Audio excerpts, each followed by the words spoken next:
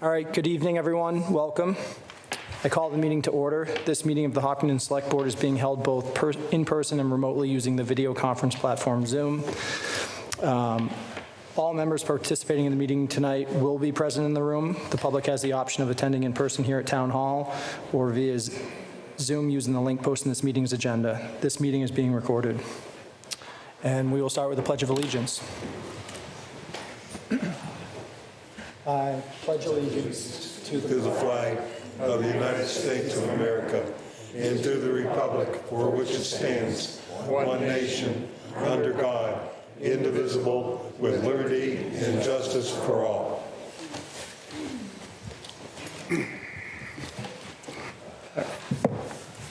Next, we will move to public forum. Each person will have 2 to 3 minutes to speak at public forum. Please start by stating your name and address. Is there anyone present that would like to start tonight?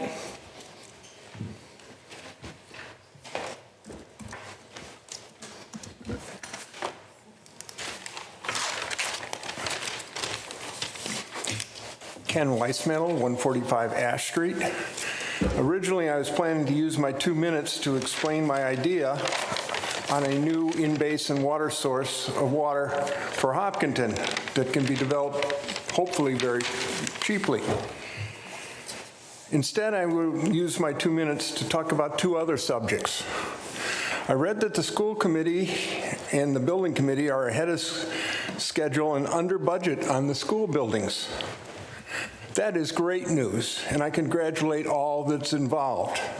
But then I read further down in the article, and it said it was reported that they were considering looking for other new ideas to spend the money on. I have a novel idea. Don't take it out of the taxpayers' pockets. Return it. Appropriate for another needed project at town meeting. My second point tonight is that during the budget process, you, Select Board, acting as water commissioners, need to put money into solving your unaccountable water issues. A water audit needs to be in the budget. Some part of progress in the water meter replacement, more leak detection. Your inattention to unaccountable for water could delay your connection project to the MWRA.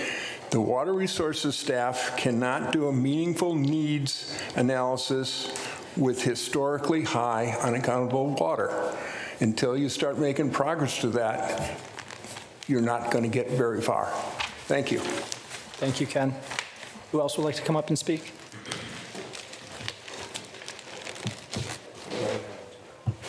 I said therapist. Yep. Welcome. Thank you. Hi. Good evening. My name is Carly Grant of 9 Greystone Lane, and I'm here tonight to speak on behalf of victims and survivors of sexual assault in our community regarding the case of Petros Sismanis. I want to ask this board, our town leadership, and the police department a difficult but necessary question. Why would the town of Hopkinton allow a known sex offender a business license or license renewal? Our town has been named one of the safest in America, but how is that possibly true when we knowingly allowed someone with a record of sexual assault to operate a business here, putting our children and residents at risk? There is already a power imbalance when an adult business owner employs teens or young adults. That dynamic makes it even more critical that we as a town do everything we can to ensure their safety. Yet we have allowed a situation where a person with a known history of sexual assault is once again placed in a position of influence and trust. How did this happen? How did our systems end up protecting him rather than the victims? So I urge the Select Board to enact meaningful changes to the requirements for anyone seeking or renewing a business license in Hopkinton. Changes that prioritize the protection and safety of our children and our community above all else. Thank you. Thank you.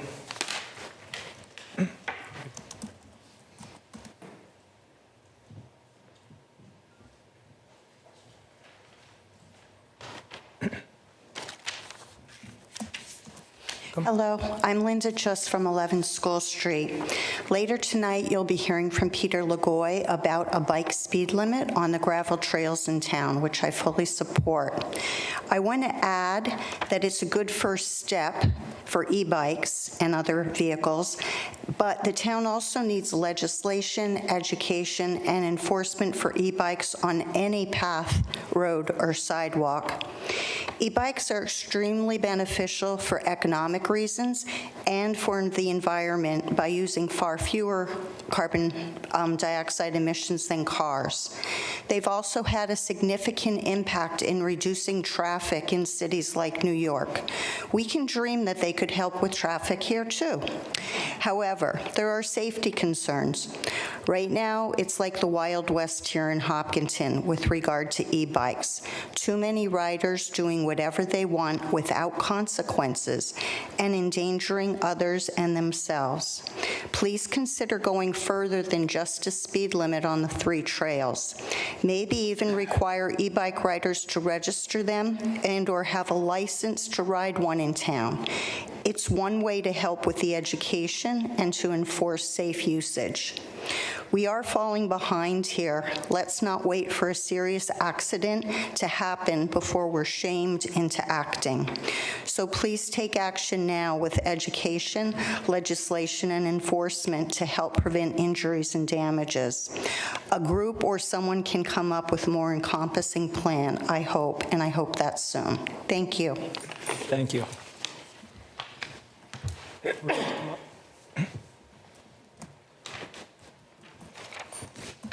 Welcome. Hi, I'm Nicole Simpson from 16 Ledgestone Drive, and today I'm representing the Sustainable Green Committee in support of allowing e-bikes on stone dust trails in town with reasonable guidelines, as will be discussed later tonight. E-bikes are an important sustainable transport solution as they can be a substitute for cars in many situations, avoiding emissions and reducing traffic. But that is only possible when there are safe places to ride to key locations in town. E-bikes provide accessibility, allowing seniors and people with limited mobility to enjoy bike recreation. They give teenagers independence to get themselves around town without driver's licenses. They give community members a commuting option that doesn't require the expense of car ownership.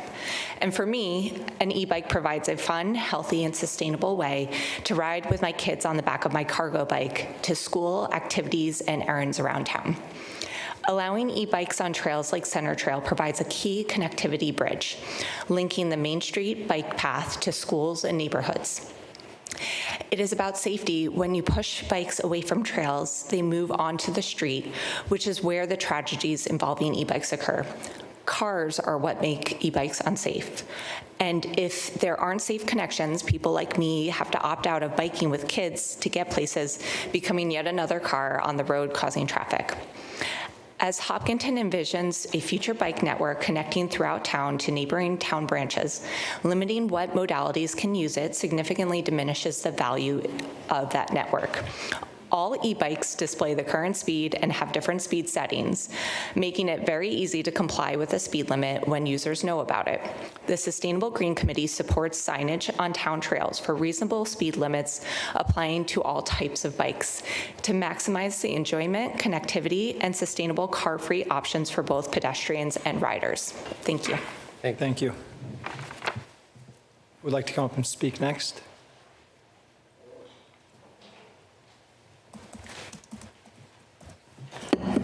Good evening. Beth Malloy, 190 Lumber Street. While I'm encouraged to see the Select Board starting to do Corey and Sori, all Vic license applicants this year, I believe this shows progress in fixing a broken system. However, what I'm concerned about is how the HPD, the Hopkinton Police Department, did not provide information regarding the applicant's license. It's now been uncovered that a business owner can commit a felony, and our police department feels no obligation to share this information with you. The last time I checked, the police chief reports to you. You have been led to believe the businesses that you license are safe, a safe place to work, and I wish I could join you in that belief. I hope you all watched Channel 10 last night with even more information brought to light. Today, I am still shocked at what Ryan Catham covered. What more do you need to start asking the tough questions of the Hopkinton Police Chief? What are you waiting for?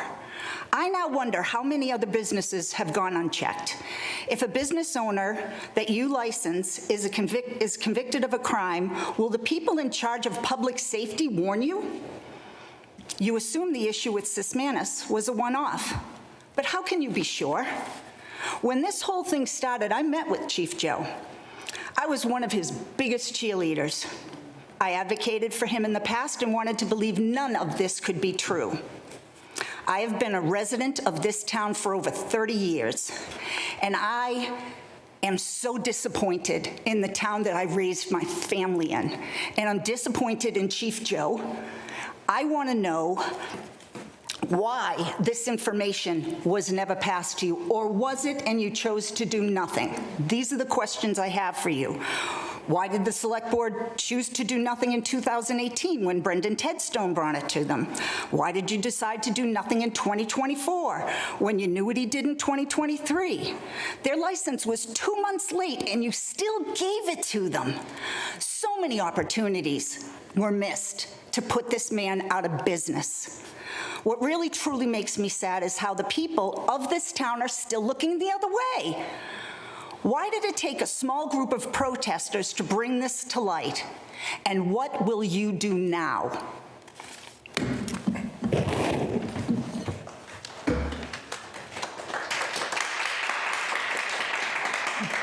Would like to come speak next?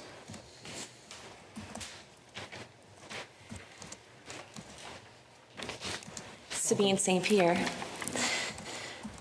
Week after week, for quite some time now, there's a handful of concerned citizens to whom many appear to be harping on the past. Some might find it annoying and have tuned out. But in light of yet another failure of our town government, I truly hope that you and the community are paying attention. More need to be involved. There's an old adage, we all know it, we learn from our mistakes. In this case, many of you have inherited serious issues caused by failures of other select board members who did not do their jobs. That is unfortunate, but we don't get to choose the hand that we are dealt. But as the CEOs of our town, you actually now have to deal with it, all of it, and it's a lot. I do not envy you. But this is your opportunity to learn from those mistakes and ensure that they're not repeated. Those past failures have not only cost the town financially, but they've also caused emotional harm. It's now in your hands to prevent future harm. At its core, this comes down to accountability. I understand and appreciate that in light of all of these things, starting with the Brennan policy piece, that we're now looking at policies and procedures. But to me, this is something that should have been focused on time after time, year after year in reviews. In the past year, we have had plenty of validation and metrics on the amount of pizza parties that the HPD has hosted. But where was the follow-through from the Select Board on making sure that proper checks were done and were reported back? Lack of policy, lack of procedure, lack of accountability. From what I've witnessed the last few years, there seems to be a lot of taking someone's word for it and not actually viewing and making sure that these things have actually been done. The process is only as good as the people who are implementing it. And if there's no one holding these people accountable to make sure that the plan and processes are being executed with 100% efficacy, then you're wasting your time and our tax dollars. When you know there's something you can do better, you should do it. And we as a town deserve better. This is your opportunity to right the wrongs of the previous select board and change the course to ensure the safety of our community. Thank you. Thank you.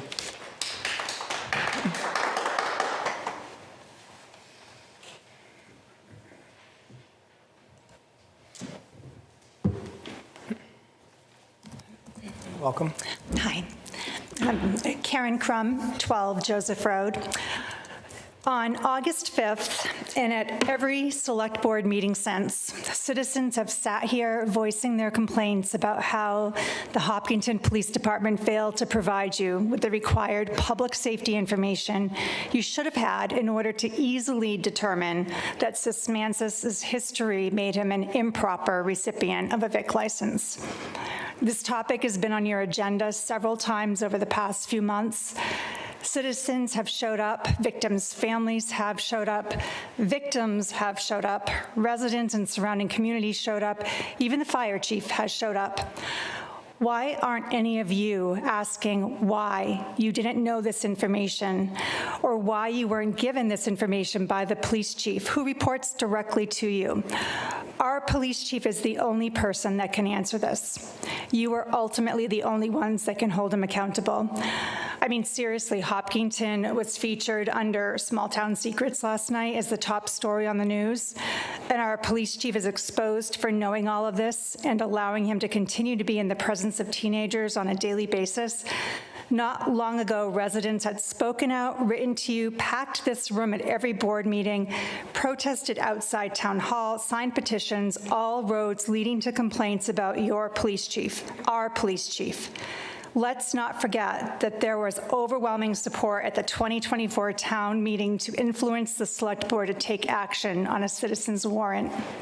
Chief Bennett has sat before the board while a long list was read detailing that he was not performing in his role.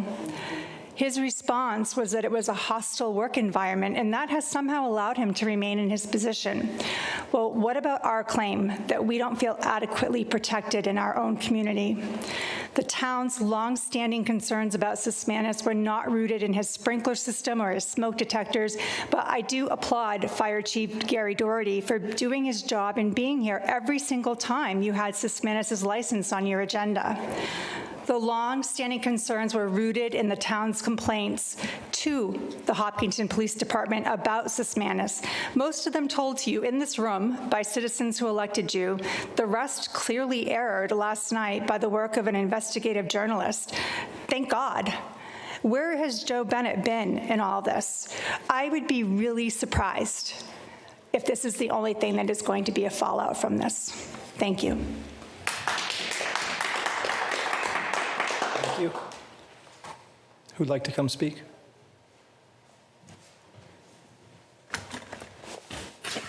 Good evening. Kevin Narbone, 14 Hillcrest Drive in Hopkinton.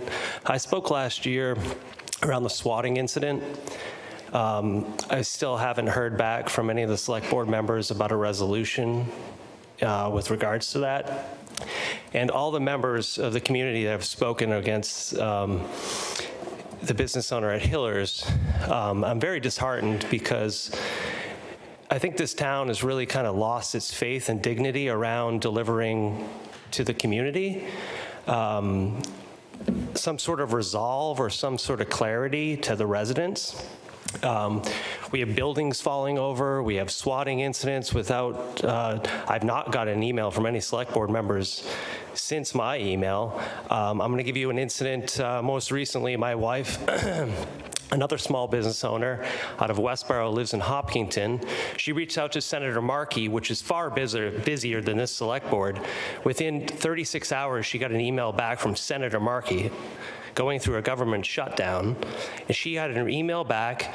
We had a nice little talk about some of the healthcare benefits that are going to be lost during the shutdown or whatever happens around that. This isn't a political thing. This is more of delivering a message and coming up with a resolution. He reached out. We had a meeting on Saturday. We spoke in front of the Beth Israel Deaconess Medical Center, and he had a solution to the problem very quickly. So I asked the select board to come up with solutions to problems for our community members and come up with some sort of resolve instead of some rhetoric that's read in the paper from community members. And it's so super frustrating as somebody who's a taxpayer in town to know that I have no idea where my tax dollars are being spent. Is it the police chief? Is it this? Is it that? It's just super frustrating to never understand what is going on, whether it's taking down a building during the opening of school, it collapses, and it could have been a catastrophic event. Probably not the proper day to do that. As a small business owner, there's a lot of proper days I can't do business. I have to have a real tough conversation with X, Y, and Z client. So thank you for hearing me out. Have a good evening. Thank you. Would like to speak next?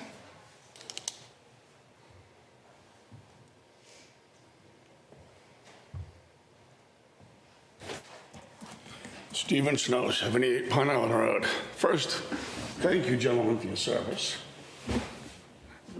So there's a lot to say, but the root thing is every single public forum mentioned today is about public safety in the town of Hopkinton. The lack of it. I came here, the select board meeting after the building collapse, and when we had the issues going on with Hiller's Pizza.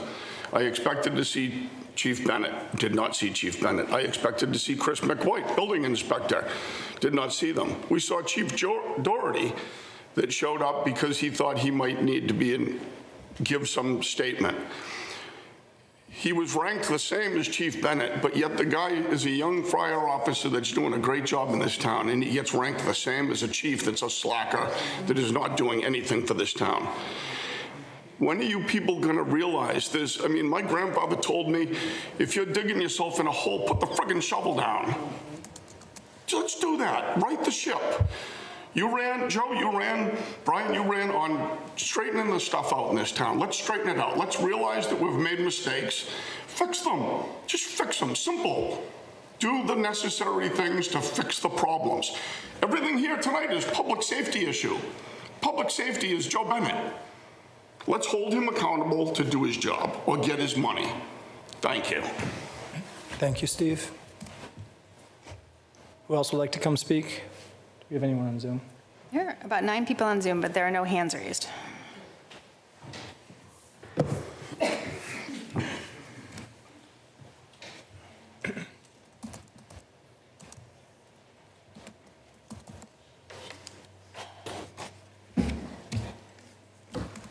My name is Alyssa Merrill. I live at 11 Summer Street, and I am grateful to the people who've come forward. When in the face of what seems like a lot of injustice, because it's a terrifying feeling, and knowing that young girls in this town continue to do that and being turned away just was too much for me to bear.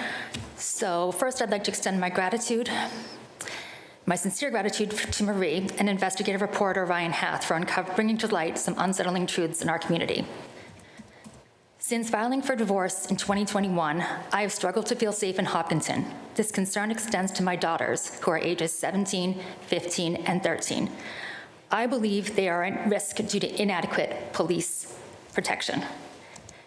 After watching last night's report, I felt a strong moral obligation to share just a small amount of my experiences from the last 4 years. I discovered that 26 incident reports had been filed against me by the police, none of which had any basis of truth. I only learned of this when I arrived in court in January 2023 to find a warrant for my arrest. I've never been in trouble in my life. Fortunately, the claims against me were dismissed by the judge. I later learned from a witness advocate that the police are obligated to log every report, regardless of its validity, rather than investigate its truth. In very, very stark contrast, 2 reports which I made about threats to my safety went unrecorded, along with a restraining order I was compelled to file when a family member faced a mental health crisis last spring. Alarmingly, the school was never informed of this restraining order, further endangering my daughters. I learned a lot of new information last night, and I just am compelled. There's so much more. I know a lot of us need to come forward and share, and I hope I've tried to come forward and share this, and I've been met with additional resistance from this town, from other board members in this town, including the health department and the building department. It's been, I'm gonna stop, but it's been relentless. And on top of everything else, I have documented conversations in which police officers declined to intervene when I think I've said this, but I sought to intervene when a family member, my daughter, sought help. To intervene when my 17-year-old daughter had to call another town to get help for a family member who was in crisis because the Hopkinton police hadn't been responding. This is simply unacceptable. The recent turnover rate amongst officers is concerning. And it's disheartening to see that some of my favorite police officers left without notice right around this time, starting in 2021. I've advised my daughters and her friends to be cautious around the school resource officers and local police, and not to pull over, but to call 911 and drive to the next town. After watching last night's report, I'm genuinely fearful of what might happen if we don't start advocating for major change. Thank you for your attention, and we work together to seek meaningful change in Hopkinton.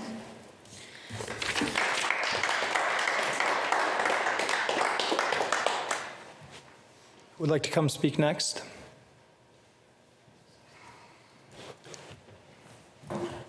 Good evening. Welcome. Good evening. Marie Laskowski, 15 Loring Drive, Ashland. It has been 91 days since our first meeting. On August 5th, members of our coalition and community asked how it was possible for a known sex offender to open and operate a restaurant that employed teens for over 9 years. To be blunt, we want to know where you stand regarding the requested investigation of Chief Joe Bennett. We provided you with documentation of possible neglect from the HPD Chief Joe Bennett, and our request for the investigation has been long ignored. But as of 11 o'clock last night, we were heard by Ryan Kath and his independent investigation that exposed even more allegations. We cannot thank him enough for exposing what we have been sharing with you for the last 3 months. I hope now we have your attention. So let me ask you again. Why did the HPD fail to report the 1998 sexual assault conviction of Peter Sismanis for over 9 years? Why did the HPD fail to report Peter Sismanis was a level 2 sex offender on the Massachusetts Sex Registry? Level 2. Why did Joe Bennett and 8 others HPD officers, including a school resource officer, stand shoulder to shoulder with Sismanis and his partners with the HPD in a photo in 2018? Why did Chief Joe Bennett stay silent when the Massachusetts District Attorney had enough evidence to charge Sismanis with sexual assault against an underage employee in January of 2023? Why did Chief Bennett fail to tell you that Sismanis, the owner of a business that you licensed, had a court order to be supervised when working with minors in 2023? Why is the call from the victim's mother to the non-emergency police line the night of the assault missing from the police log? In fact, why is any action taken that evening regarding Sismanis missing from the police log?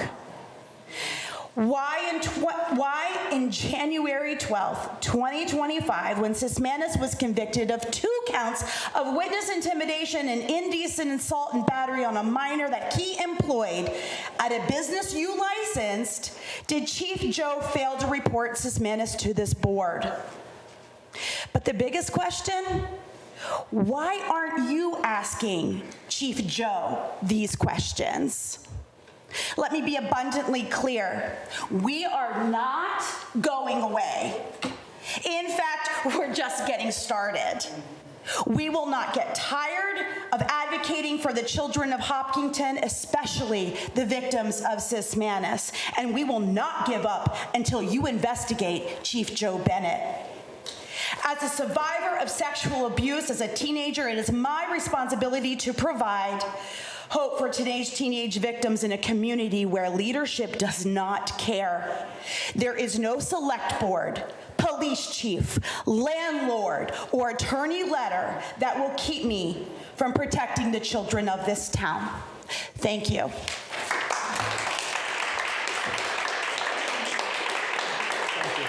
If I may share the police log of the night of the actual crime. Thank you.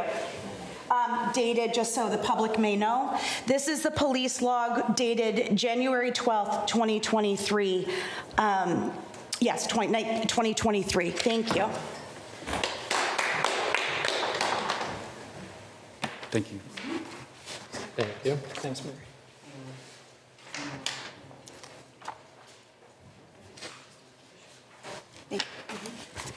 Anyone else for a public forum? Amy, can you check? There are 11 on Zoom, but there are no hands raised. All right, if we have no one else, we will move on. So next up, we will move to the consent agenda. So the board will consider the following. Select Board will consider approving the minutes of the September 23rd, October 7th, and October 21st, 2025 meetings. Select Board will consider accepting a gift of $1,000 from Zettabyte LLC to the Police Department to be used as needed. Winters Farmer Market alcohol licenses. We will consider approving Mass General Law, Chapter 138, Section 15F, farmers market licenses for Aaron Knapp Cellars, LLC, Westford, Mass., to sell wine at the Hopkinton Farmers Market on Sundays from November 16th, 2025 to March 16th, 2026, from 11 a.m. to 2 p.m. And Mass General Law, Chapter 138, Section 15F certification has been approved by the Mass Department of Agricultural Resources. The retail sale and sampling must be completed in accordance with MDAR regulations. Sample size cannot exceed 1 ounce. No more than 5 samples can be served to a single individual. Samples must be provided in single-use disposable cups. Vendor must provide suitable trash receptacles to accommodate the sample cups. Vendor must ID individuals requesting a sample to verify that they are of legal age. And bottles opened and used for sampling cannot be sold to the public. All paperwork, including tip, certification, insurance, have been provided. Elaine, we have 2 more. Can we, it's written the exact same way. Is there a way to shorten that? Name those other apps. So under the same, qualifications, we will be also looking at it for Salt Box Cider Shop from Haverhill, Mass., and also Jamalo Craft Wines, Inc. from Ashland. So with that, I'll look for the board. Do we want to break anything out or discuss anything? I think we should just discuss the alcohol license a little bit, but I don't have any objections that the public has a lot of interest. Okay. And I just want to thank Zettabyte LLC for the donation. Certainly shows the support and collaboration between our public and private. So this is great. All right, so let's start. Chair, I move the consent agenda as presented in the agenda. There's a motion. Second. Comment, please. I'd like to call out item C if others are agreeable. She's made an amendment for you to call out item C. Oh, you want to break it out? Break it out. She wanted to discuss that. I withdraw my motion. All right, thanks. Go ahead, make the motion and break it. Make a motion to approve items A and B in the consent agenda. Should we do that first? Okay. A and B. A and B, yeah. Second. Okay, there's a motion and a second. All those in favor to approve A and B? Aye. Aye. Aye. All right, so A and B is approved. So next we move on to C. Mr. Chair, I move that we approve item C in the consent agenda as presented. Okay. Second. Okay, so there's a motion and a second. Do we want to discuss anything before we? I would like to discuss a little, if that's okay. Just, so it's an alcohol license, so any queries that would have been done for their alcohol license with the state, correct? Not by us? So these are the farmers market licenses, but there are queries done for these. There are queries done for them, okay. And we have comments from the fire department, health department, and the police department that are all in favor of these documents, and they're in our packet. That's just, I wanted to clarify that for the public. Yep. Shadul, thoughts, comments? Nothing actually more. I think Amy's question is on point. One thing I wanted to also check that were they ever approved for the summer farmers market, and this is only for the winter one? That's true, yes. They are also at the summer farmers market. And they were, Cory was done in summer, and now we are doing another round of Cory. Yes. But we are not doing SORI because the current process does not include SORI. We proposed it, and we are still evaluating it. Is that correct? I'll have to check with the farmers market licenses, but I'm assuming that we've done both. Oh, we have done both. At least done the Cory. Okay. And I gather, I think, Lance, you mentioned, SORI currently includes national database as well. So it is pretty extensive beyond the state level. Is that correct? Correct. Okay. Any other concerns around any of these applications or this application? Not that I've seen either. Thank you. Brian, thoughts? Nothing is missing, Elaine. They're all complete. That's great. All set. Thank you. I have no additional comments. I know some of these are familiar faces from previous farmers markets. So with that, I'll look for a motion to approve item C. We have the motion, I believe. Sorry, so we can just go for all those in favor. I need an aye. Aye. Any opposed? So that is unanimous. All right. Moving on, Select Board will review and set the 2026 Boston Marathon Invitational Entry Policy. Elaine, would you like to introduce this one? Yes, so we are grateful again this year to have received 50 invitational entries from the BAA for the 2026 Boston Marathon. And as part of our agreement with the BAA and the policy adopted by the board in the past, the entries will go to qualified nonprofit organizations to do fundraising. And each year, the board approves the manner in which those invitational entries will be given out. So this is this year's policy, which is very similar to last year. The only thing that's different is, let's see, pull that up. A sentence that clarifies that town departments with budget appropriations can apply, but they are only eligible if they're going to then distribute that to a qualified 501c3 organization. So we can't use it for fundraising for town budgets. So that's clarified in the policy. It's been the case, but we're just putting it in there. But that was never done in the past. It may have been. Perfect.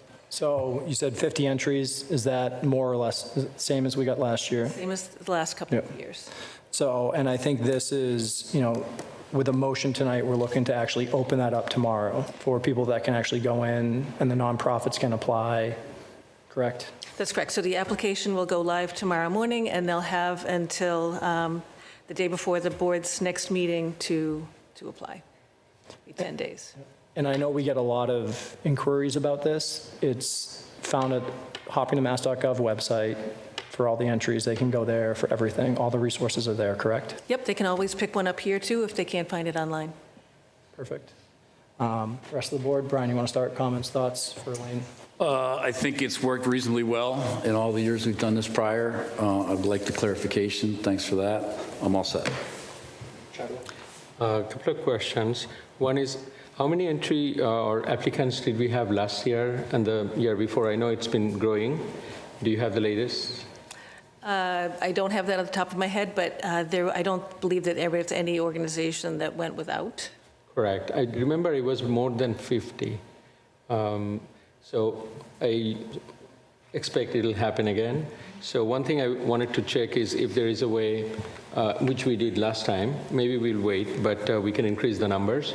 And I like this, certainly the marathon badges or bibs are a big driver for all the charity work that happens in our town, a lot of the social and cultural events that are supported by the money that's raised. So this is a great opportunity for only we get, probably more than others. And I appreciate that. So I would like to do two things. One is if we can inquire, how can we optimize it? And based on the trend and others, can we request for more early on? And second is the process has been very, I think, pretty well received, I would say, and have been working. How can we add some more transparency to it, maybe putting it, during the process on our website, from application to approval and the selection process and everything, so everyone's clear, not only the applicants, but also the residents. That would be helpful. So those are my two points I wanted to make. Perfect. I think that's fair. Sure. And I should have mentioned that there is a expectation that each entry will raise $6,000 again this year. That's great. Amy? Yeah, I'm just going to note that we raised it to 6,000 last year, and I'm comfortable keeping it at 6,000 for now, but in the future, we could increase the amount, given the high demand and inflation. Yeah, I think that's something to consider in future years. I know it's not an easy thing. Like, a thing I love about this is a lot of small organizations benefit from this in town, right? That's the intent here. So, you have organizations that otherwise wouldn't be able to raise $6,000, $7,000, $8,000. So it makes a big impact for them. So, yep, I'm excited to get this going. Reminder, everyone, it can be found online. And with that, I do think we need a motion for this one to approve it as written and discussed. Okay. I would move to approve the 2026 Boston Marathon invitational entrance policy as described in the packet. I second that. We got a motion and a second. All those in favor? Aye. Any opposed? So that is unanimous. So exciting to get that started already. Moving on. So next, the Select Board will receive an update from Mike Whalen regarding the upcoming Veterans Day celebration. Veterans Day is next Tuesday, November 11th.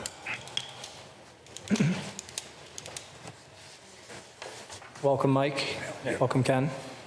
All right, Mike Whalen, 262 Wood Street.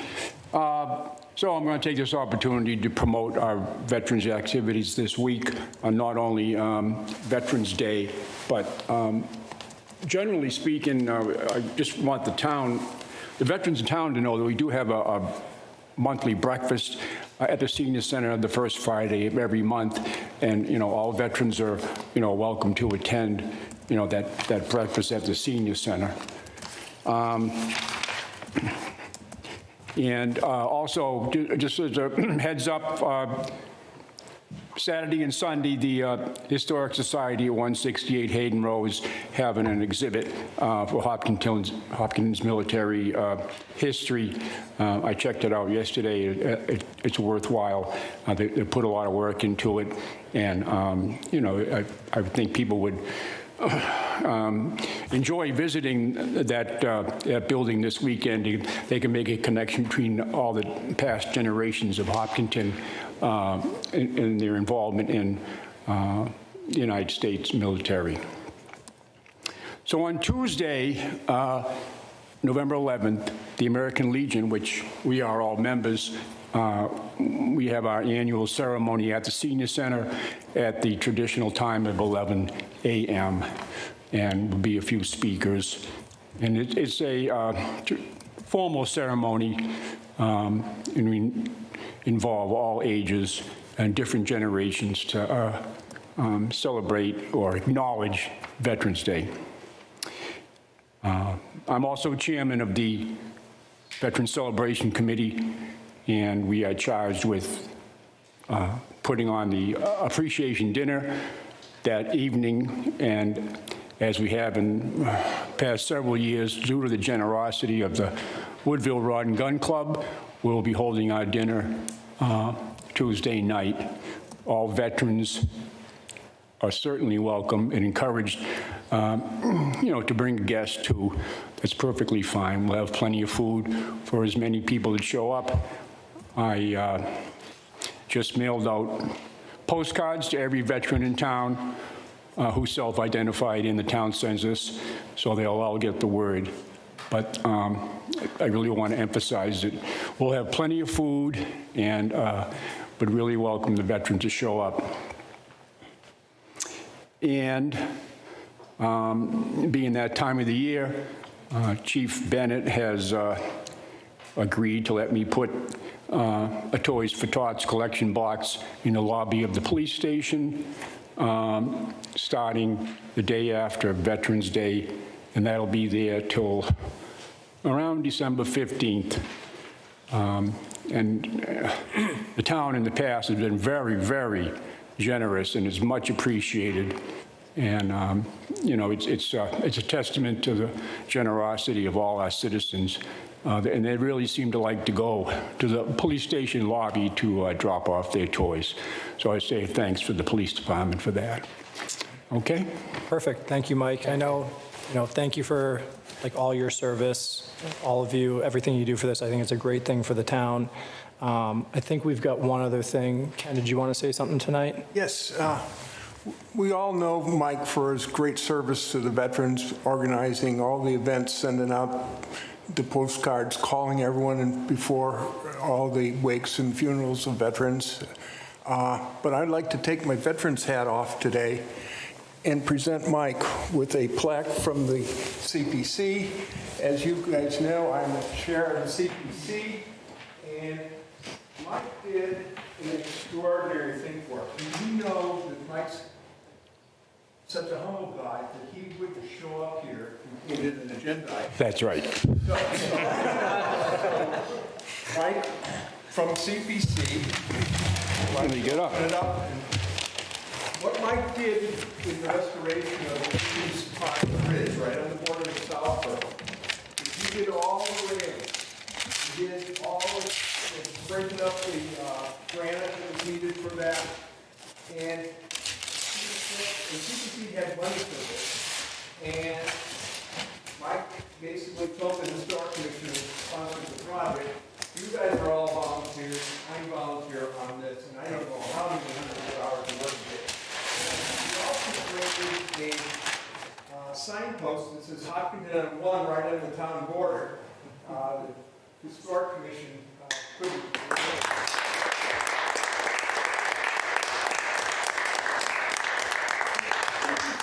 Add things in history, but Mike added that, a bench, a signpost for us. Just a wonderful job, and that's our letter of appreciation. And thank you for allowing us to describe so quickly, we would have never gotten here. Sorry, we had to spring that on you, Mike. Well, thanks to everybody who was involved in this. You did well to keep it a secret from me. Obviously, it's much appreciated to receive recognition from your peers, and this is a very special moment for me. Thank you very much.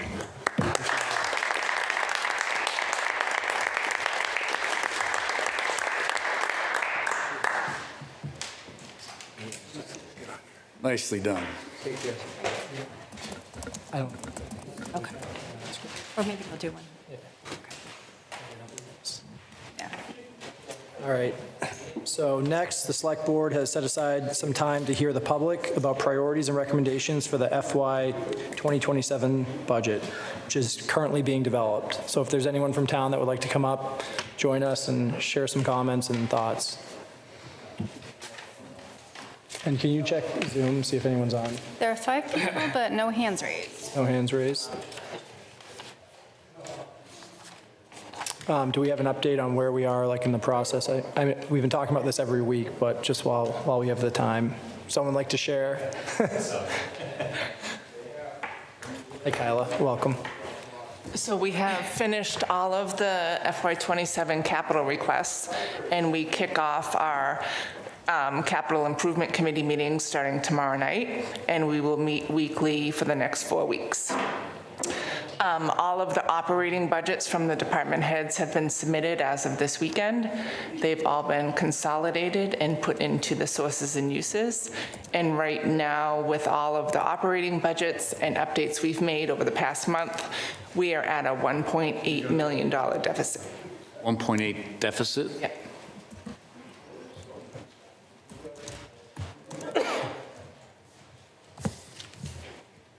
So our operating budget meetings will start with Elaine next week, starting on Monday, and we will have those finished up within the next 3 weeks. Okay. And this is a deficit in the operating budget, not capital, is that? Right now, it's an overall deficit, and we are assuming that all of our capital projects will be funded with free cash. Okay. So I guess, could we reduce some capital projects to not have a deficit, or no, because you're funding them from free cash, those are all set? Correct. Okay. Do you know top of your head out of the 1.8 how much is for capital and how much is total op? 1.8 million has nothing to do with capital. Entirely. Yeah. Mr. Chair, if I could? Yep. So $1.8 million deficit today. How much of that, how much free cash is going into the number that still generates that 1.8 deficit? Do you know? So we have, I'm accounting for over 12 million in free cash. And the reason why I have that is all of our capital expenses or requests are about 10.6 million. And then to fund stabilization and to fund OPEB equals that 12 million. So it's a full use of the free cash between capital and operating, including going into stabilization and OPEB. Correct. Got it. Okay, so back to Amy's point, if that capital comes down by $1.8 million, then we can wash it out, correct? We try not to use free cash for our operating budget. Right, but in these with these schools, we're going to be doing all kinds of things we try not to do. So we may have to consider that as we get down the path a little bit. But not our preference to do that. Or we just don't do those projects. And like, we wouldn't do those projects and keep that, yeah, it's the same thing, though, I understand what you're saying, yeah, because it would still be going to operating. Yeah, as we go through our operating budgets between the town and the school departments, maybe we can find the 1.8 million. When you put all the new budgets or the requested budgets into the blender and spit it out, what did that net increase be year over year percentage-wise? It varies. Some departments definitely came to Elaine's recommendation of 2%. The majority of them are well over the 2%. So we're well over the requested budget message information, right? In total, yes. Okay, so there's an opportunity there too. Yeah, we're about 6%. Okay. Overall 6%? Yes, 6% over FY26. All in, including the schools? And what were the schools at? 7.6. 7.6, and overall we're at 6, and there's other budgets, there are other departments above the 2.5? Yes. Okay. All right. And if I could, just going out a couple of years, I mean, you know, I guess I don't have the patience I used to have for all this stuff. Every year I've done this, going on 15 years now, 3 or 4 years on the planning board, we always had out-year crises coming at us, every year. So this notion that we've got a crisis in 28, and a crisis in 29, and a crisis in 30, that's no different than the crisis in 11, the crisis in 12, and the crisis in 13. And it's no different than the crisis in 08, 07, whatever. So there's always a crisis, right? So we're either going to be a drama-managed process, or we're going to just stick to some numbers and try to avoid some of the drama. So what do you see in those outer years? Someone said something about $17 million or $12 million or something next year in a deficit right now. Is that, what is that number right now that's feeding some of this? It depends on what you include in the deficit. So if you were including all of the capital requests and the operating budget, the number's not pretty. It's $30 million. And that's assuming we have $8 million in free cash. And that's that gold-plated school called Center School over here, and it's the gold-plated new this and the gold-plated new that and all this other wish list stuff that we would like to have, that we're not going to be able to afford to have, that's adding to that number that's this huge deficit in outer years, right? We have $32 million in capital requests for FY28 and $34 million in FY29. Just in the general fund, not including CPC and enterprise. Is that trend, Elaine, any different than in 2011, 12, and 13? Did we always have these big numbers out in future years because of capital and all the wish list stuff we wanted? I think this is... It's a rhetorical question. This is bigger than in the past. Yeah. It's bigger, I agree, because we've got a bigger nut to start with, which is these 2 brand new schools, but there's always been this wish list stuff. So I guess my point is we're getting a little ahead of ourselves, not Kyla and not others, but I think the town is getting a little bit ahead of itself in the drama around the budget for this coming year and the years thereafter. This isn't new. This is a process we go through every time. We will figure it out, as we always have. Remember, this town has done 3 underrides in the last 15 years. 3 underrides, when every year at the start, it was a crisis and the world was going to come to an end and the sky was going to fall. So let's hang in there. We will figure this out. A $1.8 million deficit is within our reach. Yep.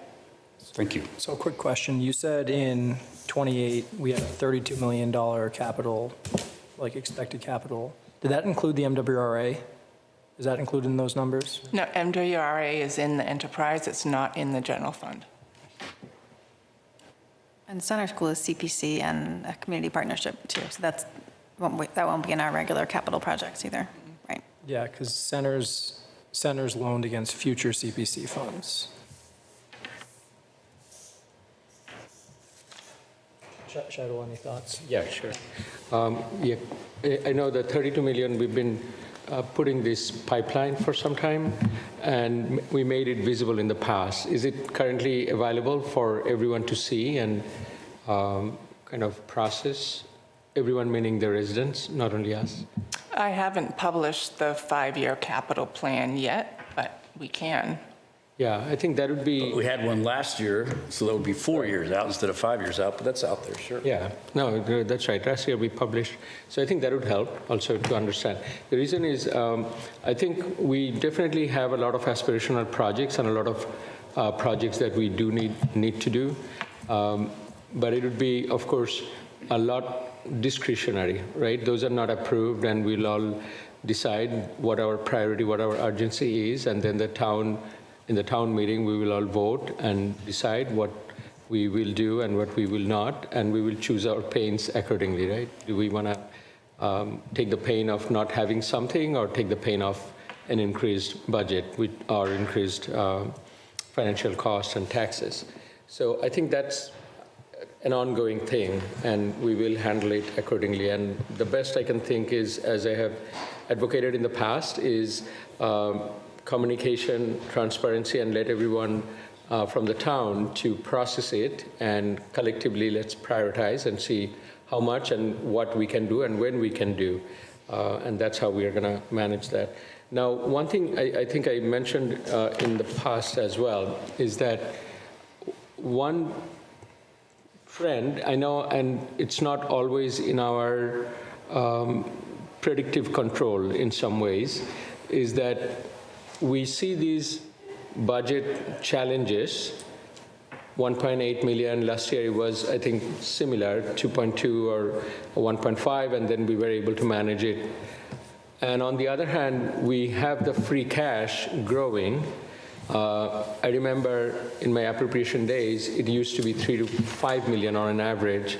And in recent years, we've had some good luck years in some ways, and it has crossed 10 million, 12 million, which has fed our capital needs a lot.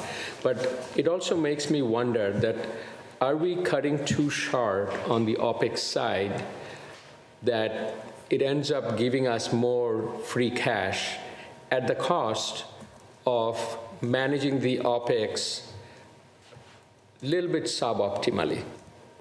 In other words, are we making a sacrifice on the OPEX side, or are we making it, more tension, more drama than it needs to be, in anticipation of getting more money at the end as a reward in the free cash, so we can spend it on capital? And I'm not saying we are doing it intentionally, but it's happening, and we are seeing that trend. So one thing I would request is, can we balance it a little bit more, so we have our OPEX a little bit balanced, and I would give up, instead of 12 million in free cash, 6 million or 8 million in free cash at the end of the year. That way we have more of a smoother ride. And of course, then we'll be able to do less on the capital side. But again, capital side is supposed to be discretionary, right? And it is discretionary. So then we can prioritize it better. And that's how I would try to kind of wrap our mind around a little bit, process it and think it, and see how best we can manage it. And of course, when we see the capital budgets, we'll also cry and have other, intense discussions which one to prioritize. But that is a more, I think, process-wise, budget method-wise, a little bit more comfortable, a little bit more, I think, logical than having the free cash, as a reward at the end. That's something to think about as we do the budgeting, and kind of help reconcile, maybe do some analysis, see some of the trends, and see how we can balance it better. Or did we have a balance, and because of some offsets, and there are unknowns, I fully appreciate that we are seeing these, but now the unknowns are becoming known, so we can predict better. A lot said on that. My third point, I wanted to inquire a little bit, how is it looking on our Eversource tax collection and arrears side? Are we fully now caught up with the arrears in terms of arbitration or the various court matters they had in our tax claims before? I believe we're caught up through 2024, but I haven't talked to the assessor specific to that. Something I wanted to check. And are we making any assumption for full recovery in the coming year, or 50%, or taking into some risk adjustments because of our previous learning from their tax payment behavior. I don't have the answer to that schedule. Yeah, if you can check on that. For example, I think it used to be, I may be on top of my head, 5 to 8 million, say. And we used to only count 3 million of it because they always go to arbitration or do the claims, because of which we have to put the money aside and can't use it. If we are doing that, that in and of itself is where our deficit is coming from. But I just wanted to zoom into that and see what's happening there in the coming days. I'm glad that last year they really came back after our long discussion for several years and have caught up with our arrears, and hopefully they will continue to pay in full amount going forward. And if they do, that should help the budget. But if you can check on that, that would be great. And I'll just take a moment that on that note, I was talking to our state representative, and he actually looking at our previous experience with Eversource and some of the history Eversource has. I think almost another 40 or 50 towns are suffering from the same tax challenges from Eversource's claims versus legal challenges on tax claims. He is drafting a law actually for the state to manage it better, help the towns to get a little bit more, I would say, comfort and assurance in terms of some of these, while respecting the rights of the business, of course. So that should also help, and I'll talk to you offline how we can help the state representative in collecting some of this information, and if need be, kind of prepare those cases. So those are some of the things I think we can tie a little bit, and hopefully we'll resolve the 1.8 million. And going forward, if these can help balance it a little bit more, that would be great. Thank you. Yeah, thanks. I agree with Brian that we are early in the budget process and numbers can still shift, and hopefully we can get it all worked out in the end so that some numbers can go up or down, and maybe some things will come in lower price than we expect. For the free cash, I know we had a really large amount last year. Is this a smaller amount expected, or because we used some of it last year, correct? I'm expecting around the same as last year. Around the same, okay. All right. Because I felt like we used a lot of it last year. Okay. And then, let's see. I think that's it. And I would suggest, too, if we can have some of these listening sessions not at our regular meetings, people might be more willing, like if we had a library session or something like that, or a senior center, maybe people would be more willing to come to us. Not always. Sometimes we still have them other places and no one comes. But. Okay, and then, and I will note that Matt Kisner did submit some notes on the budget in writing, so I assume those will be passed along to Kyla and Appropriations. That's comments. Enter into the public record. Oh, right, but they want us to know to look there. I don't think I have any other comments for now, but I appreciate the update. Perfect. I'm good. I think there's a couple themes. You got one more? Yes, go ahead when you're done. Yeah, I think, I think Shadul mentioned it. Last year, we were in like a deeper hole than we are now to start the process. We worked through it, so we got to stress patience through the process. And then also, the capital projects, I do think we need to, as a town, look more closely at. Like, we've always, as a town, voted yes on every capital project we need it right now. But I think as we head into some of these bigger years, a little patience and maybe stretching things out and pushing off, I think could only help us with this situation. So that's my last thought. Brian? Another piece of this puzzle that's going to come at us a little bit this year, and certainly come at the community, if I remember it correctly, John was saying recently, our assessor, the tax bills start to go out in January or February of 26, 2-3 months from now, with the increases starting to show up. So while we are going to negotiate and figure out this budget, at the same time, our residents, ourselves, we're going to be under a lot of pressure to pay more in taxes. The schools are coming home to roost now. We've been talking about this for a couple of years. So in the midst of all that, and a lot of folks don't know, come January, it's going up. They just don't know until they get the bill in the mail. Yeah, John will be in front of the select board on the 18th to Yeah. talk about the new tax rate. Right. We're going to get thousands of people going, what is this? I don't understand this. Why is this tax bill going up? So we're going to have to deal with that at the same time that we sort this budget out and we plan for these future years. But those future years, the numbers are going to be harder as we go down the path here for 3 or 4 years. It's because we're building, and I love the fact that we're saving some money on the schools. So instead of spending $190 million, we're only spending $160 million. We've never built a $160 million school ever in Metro West, let alone, in the last 5 years. So I think that's a really important one to call out, because we saw last week Hopkins is coming ahead of schedule, under budget. I think a month or two ago we saw that for Charleswood as well. I just think, there's talk about expanding the scope of those projects because they're under budget, and I think that's money that goes directly back into the taxpayers. Like, just because we approve that at town meeting doesn't mean it's just there to use. It goes directly back to the residents on their tax bills. And with these bills coming, right in January, we need to make sure in our future conversations that we're looking at that and knowing, at least in my mind, that money should go back and it should be decided on in town meeting. That's how it should be used, because that's how it was voted for. So if we bring that up in future meetings. And that comment, Kyle, is not to you as a to-do on your list, right? That's a comment for the community to understand. Your tax bills are going up. We've been talking about it. Here they come. And we got a budget deficit, and then there's going to be a lot of arguing about, well, why are we building these schools? Well, that ship has sailed. If you look down Hayden Road Street, you can see the mud all over the place, right? It's up and going now. So it's going to be an interesting couple of years, and it's going to get harder before it gets easier. It's going to get harder for sure. Through the chair, I couldn't agree more. I think that's why the pipeline and other transparency is helping, and appropriations does a wonderful job in laying it out, how it's going to increase and when and where we are going to see the tax increases.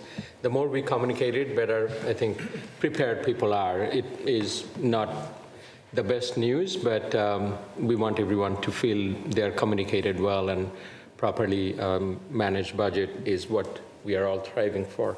Now, that said, I think I agree that the savings from some of the school projects that's going on, we did the estimation during the COVID or right after COVID time, and now it's a little bit better in terms of some of the construction materials front, which is going to give us some savings.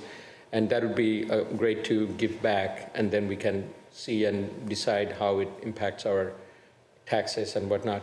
I just wanted to point out that and Bill is here, he can also add his wisdom and experience on this, which is the USBC. Actually, Brian has done a wonderful job in managing the costs and estimations from the get-go compared to many other towns, and we did a pretty thorough analysis.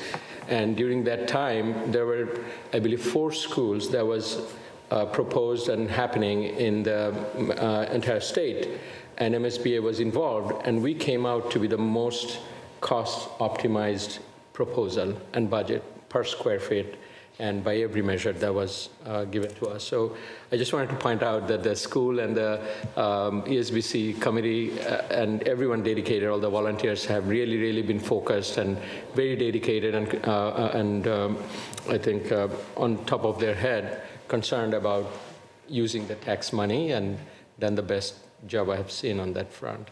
Thank you.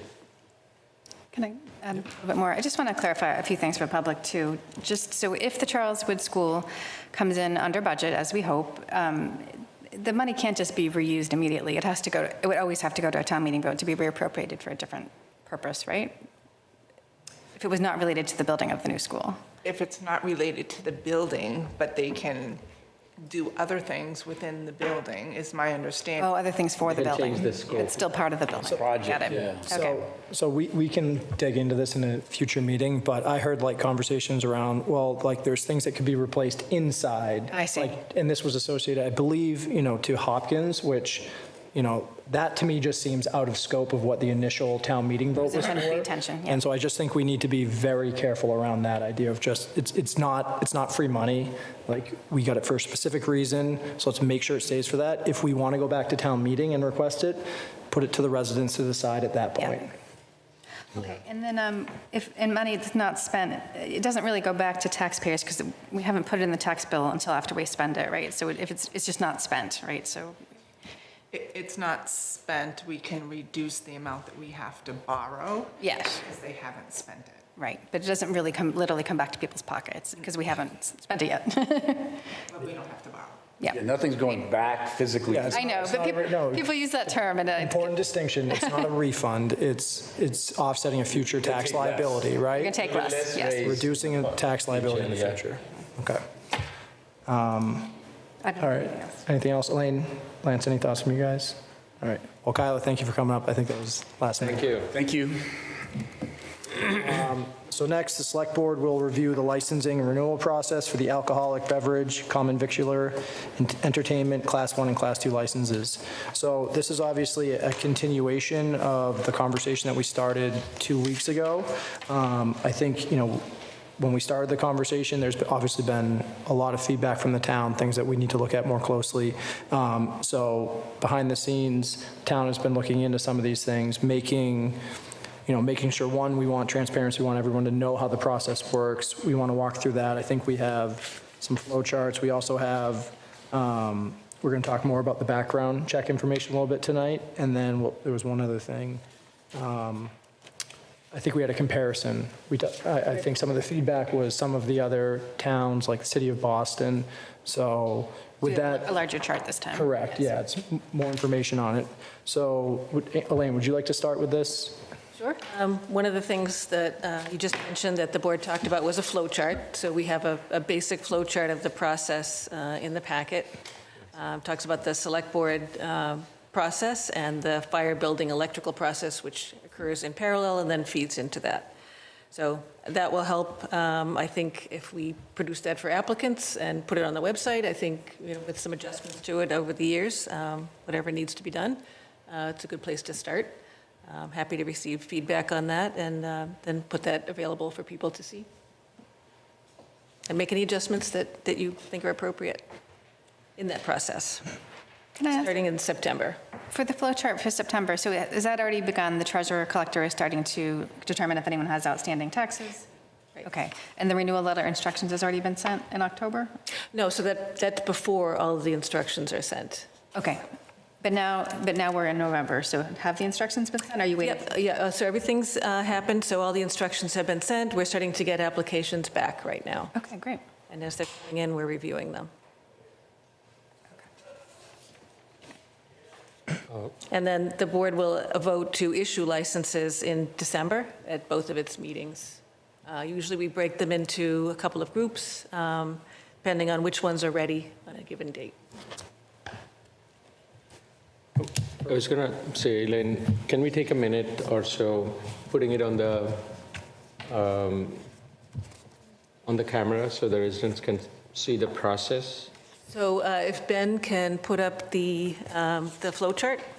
Page 161 of the packet? No, I was thinking on HCAM, so it's in the record and people. So we can do it. If we are prepared, otherwise we can do it another time. But if Ben puts it up, it's going out on the HCAM, isn't it? Right. Yep. Right, but he hasn't. Sorry? Yeah, but Ben should have access to the packet. Perfect. Yep. Oh, okay. Usually we see it here, but Well, I think you just need to give it a minute. He's got to find the page, I think. Oh, okay, yeah. You said 161? 161, yeah. And Elaine, I'm thinking this is good progress, and thank you for the process. This is making it more visible. But in general, I saw also the comparison for between the towns in Massachusetts and where we stand, and all those together. And given the attention and the concerns we are hearing from the residents, I would recommend that can we have a good summary statement as to what exactly our process is, where we are improving it, and given the concerns that we have, how it's going to prevent or help remediate those concerns going forward. I think it's not very clear to everyone and very clearly communicated. And we want to listen to the residents, of course. And after communicating those, that's the understanding I think the board currently is reviewing, that how can we prevent, how can we make it more robust and more reliable. So even after all of those We want to hear if there is any other loophole that anyone sees, any other gap that anyone sees that other towns are doing better, or even if other towns are not doing, we can do better, and get that feedback and see how we can augment and remediate that or make it more robust. Now, that said, what are in the proposed process, one thing is we are adding the SORI, right? Correct. That's in the proposal. And I'm also repeating it so everyone kind of helps process everyone's mind mapping around it, which is the SORI covers the sex offenders not only in Massachusetts, but across the national database. Can you confirm or speak to that, Lance, for everyone's understanding? And this is a new addition that was not there before. Correct, yes. So yeah, that is my understanding that, it pulls from a national database based on the research we've done thus far. And we are the only town in my research that would be conducting SORI checks. I have not found any other community that does so. We're going to do Corey and SORI. Right. And out of the 12 surveyed, 4 did CORI checks, and, including us. So we're one of the 4. And I do want to add about that. I really appreciate this chart we had. It's on page 162 and after about what each thing pulls. So the SORI pulls only level 2 and level 3 sex offenders. So if someone is a level 1 sex offender, we would not get that information. But we can't, it sounds like, right? It's not possible. Okay. And then the standard CORIs, too, that we're going to be doing now, still, there's a limit with that, too. If it's a misdemeanor, it has to have happened within 5 years prior to the CORI request date. And if it's a felony, it has to happen within 10 years of the CORI request date. So if older convictions would not necessarily be in the CORI either. Can we go to the next slide that Amy's Yeah, referencing? 160, I think it's the next one. 162. Yeah, there we go. Sorry. And then, so a law enforcement CORI, police are only allowed to run those under limited circumstances, which is firearms licensing, solicitor permits, ice cream truck vendors, very specifically, criminal investigations, and law enforcement employment backgrounds. So what we can run is the standard, I guess, right, as the town for these licenses. Licensing authorities, we're only allowed to do the standard. We're only allowed to do the standard, okay. And then, let's see. And then some of these other things that are more intense, we would have to change our bylaws, it sounded like to me, and develop a process to do further searches. So if we wanted to access state criminal records and FBI national criminal records, we have to do fingerprinting. Okay. And we would have to have our own bylaw about that? We have to adopt a bylaw too. We do have a bylaw that's been adopted, and that is for ice cream vendors, and we would have to add additional licensees to that. Okay. So that would be something we could consider for town meeting if we think that that's valuable. And so is that something, all of that process would be done in town hall with current head count? Like, just walk us through what that. We would not be able to do fingerprinting. The police department would have to do the fingerprinting and the search of the database. So that would be the police department. I think you could also sub that out, though. There are agencies out there that'll do that. Yeah, like the schools use an agency to do that. You know.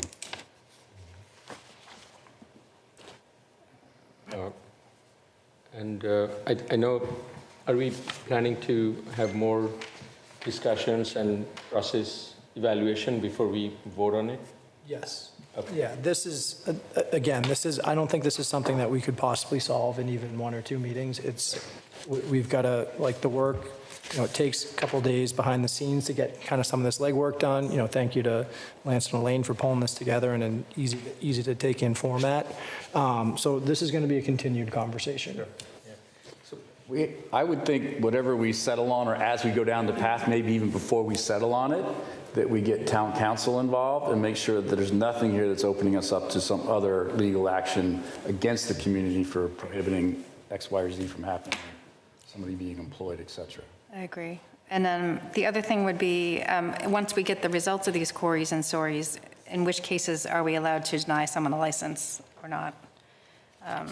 Because we don't have that information, right? No, and council does recommend that you would have to adopt some sort of policy.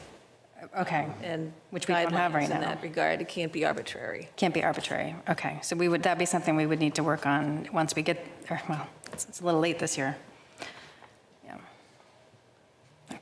So for this year, a couple of thoughts. One is that, yeah, we should definitely continue to review this and review through our council. And there are quite a few proposals, right, in terms of background checks. We have the SORI, but we are also talking about the fingerprint. And all of those, I agree with Brian, we should vet out with the council in terms of the legal liabilities or the legal implications and or viability in some ways within our authority. So that's one. Second is that the costs involved on this and the speed or time of the cycle, I wanted to have an assessment of that on various scenarios so we can make, more educated and robust decision on that. And the third one, and this is a little bit, I know,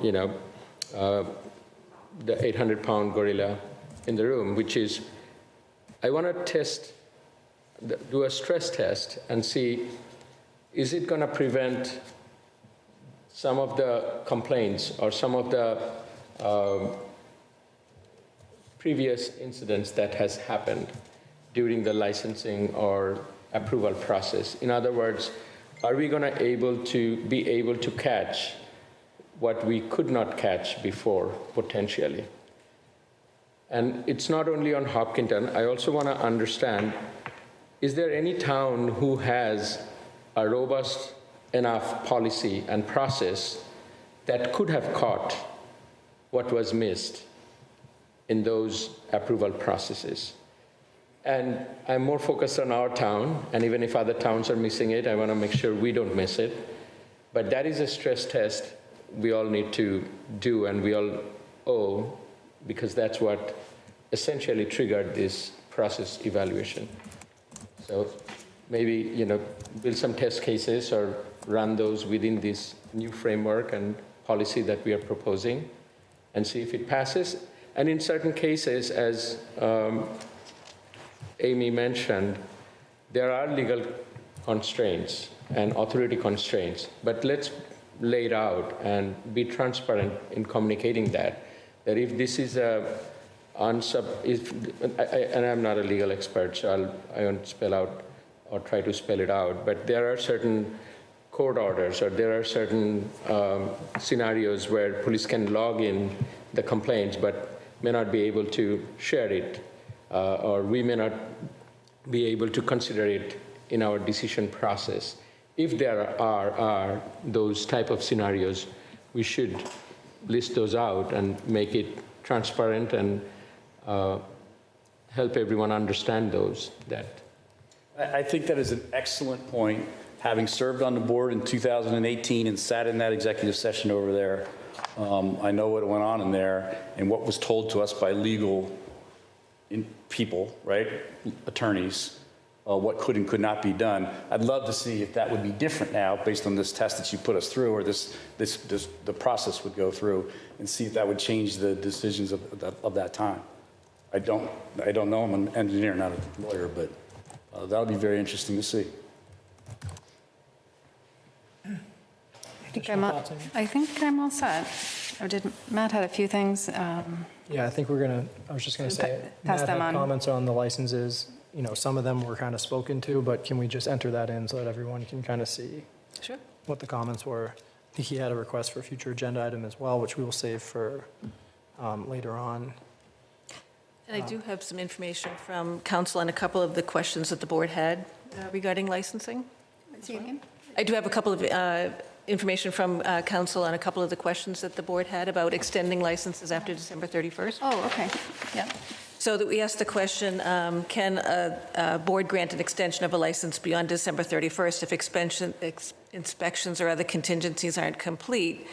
And the response is that Chapter 140 does not prohibit local licensing authorities from granting a request for renewal of a common victular license, even if there's a failure to obtain an annual inspection or to comply with other contingencies. However, it is advisable to set a time limit on that. So we want to give someone 30 days, or 20 days, whatever the case may be. For their contingency. Not an open-ended extension. Okay. That seems like a good solution. So the answer was yes, you can extend, but you need to set a timeline. At a time certain. Thank you. Yes. Elaine, on that note, when do we have to decide and vote on that so we don't missed the boat? The board doesn't need to vote on that. You can consider that when you're voting on the licenses themselves. Okay. So if there's a license before you, a license application where something's not complete as far as an inspection goes, say by the building department, you can approve it contingent on that inspection being done within 30 days. So at our last meeting in December is when we would have to do that, I guess, if needed.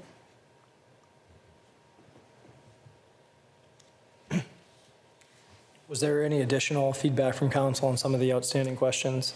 We also did ask, are we required to shut down a business on January 1st? And then if there's an extension, then that wouldn't be necessary. But the town is not required to shut down businesses.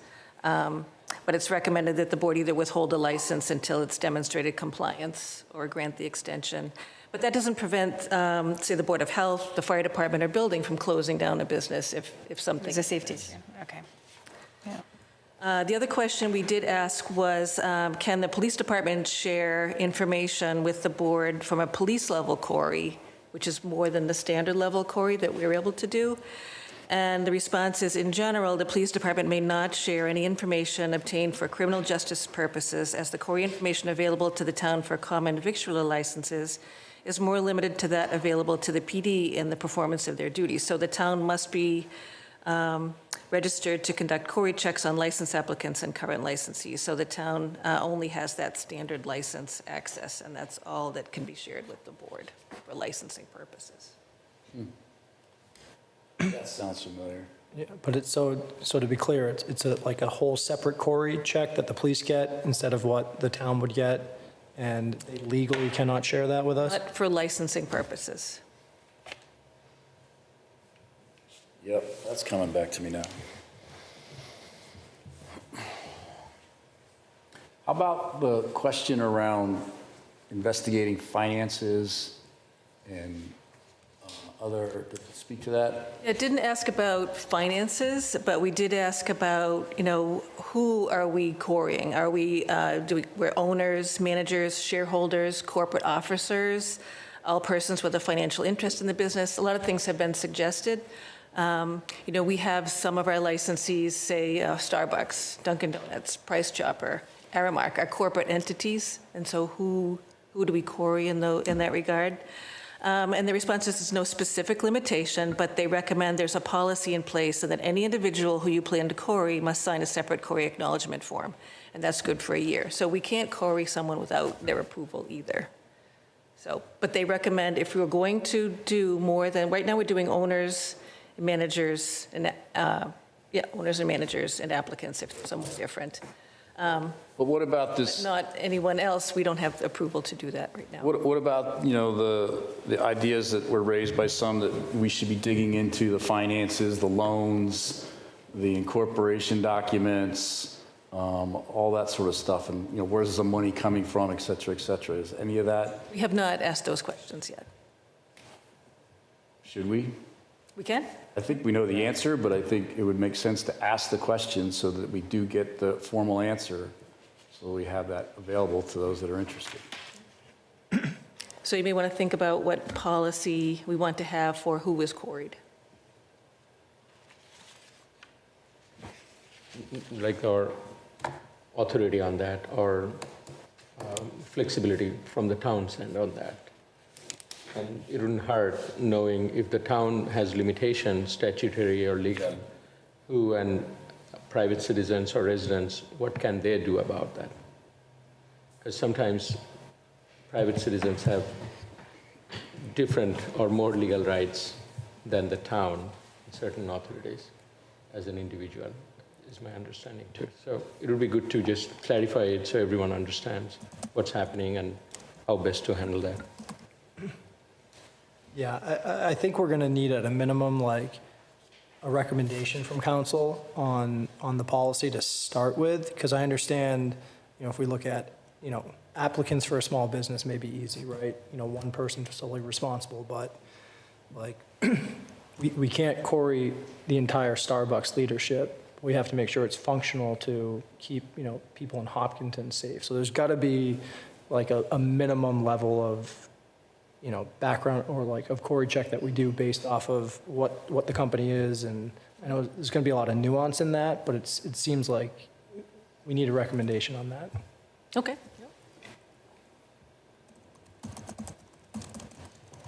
So we put all this together and we improved the process and we, fill any cracks in, plug any holes, et cetera, and really tighten this thing down, right? Which we want to do to make sure we are a safe community for all. And all these licenses are in line with that ideal. And then we have Ashland and Southborough and Milford all clamoring for the same businesses to come to them, to bring tax dollars to them, to help them balance their books. And they say, okay, Hopkinton is god-awful, go get a license in. So much work over there. They're all perfectly innocent people. They're all great human beings, and they got great businesses. But they look at Hopkinton and say, oh my gosh, it's going to cost me $100,000 in 6 months of my life to get a license for Hopkinton. I can go to Ashland, or I can go here, I can go there, and it's just an easier process. I'm not saying we shouldn't do all these things. I'm just saying we have to balance, because we represent 20,000 people. We have to balance the needs of the community as a whole with, obviously, keeping the community safe. Right? Safety has to be number one, but there's other factors here that we have to consider as well. If we become the most difficult town in Massachusetts to do business in, that tax problem we were talking about earlier, that budget problem we were talking about earlier, is only going to go up exponentially. So we got to be careful how we do this and not make it so onerous. The Economic Development Committee, you guys are going to go out of business. There won't be any economic development because no one will come here. I can tell you the 4 top towns in Massachusetts not to do solar in. I know them right off the top of my brain. And 100 people that work on Hayden Road with me know those towns too. We don't want to be one of those towns for other businesses because they lose opportunities left and right. I get that point, but if we're talking about Corey and Sorry checks, is that really disruption? I'm talking about the whole package here, like looking into their finances, looking into their loans, looking into all these other things. Okay. I'm talking about the whole package, not just Corey's story. I think Corey's story, frankly, is pretty easy. I really do. And it should be done, and there should be no question about that. And especially the people that work in the facilities. But all these other things that we've been muddling through and considering and hearing about, they open up cans of worms left and right. The business people like myself will go, I think I'll go to that other town. Good points. And I think that's why, Elaine, the stress test, the safety checks, and all those, again, is the focus because of the recent challenges, and we want to make sure we are ticked and tied on that. But at the same time, we want to also, I think I mentioned to Brian's point, and Joe mentioned it in the last couple of meetings too, how much time it's going to take and what it means for the business, and how can we digitize it and make it more transparent, but yet more efficient. And we want to have a robust safety checkpoints and safety net for our town, our young girls and boys, and all the people, employees, and customers, and make sure food and other criminal safety, all those are robust enough.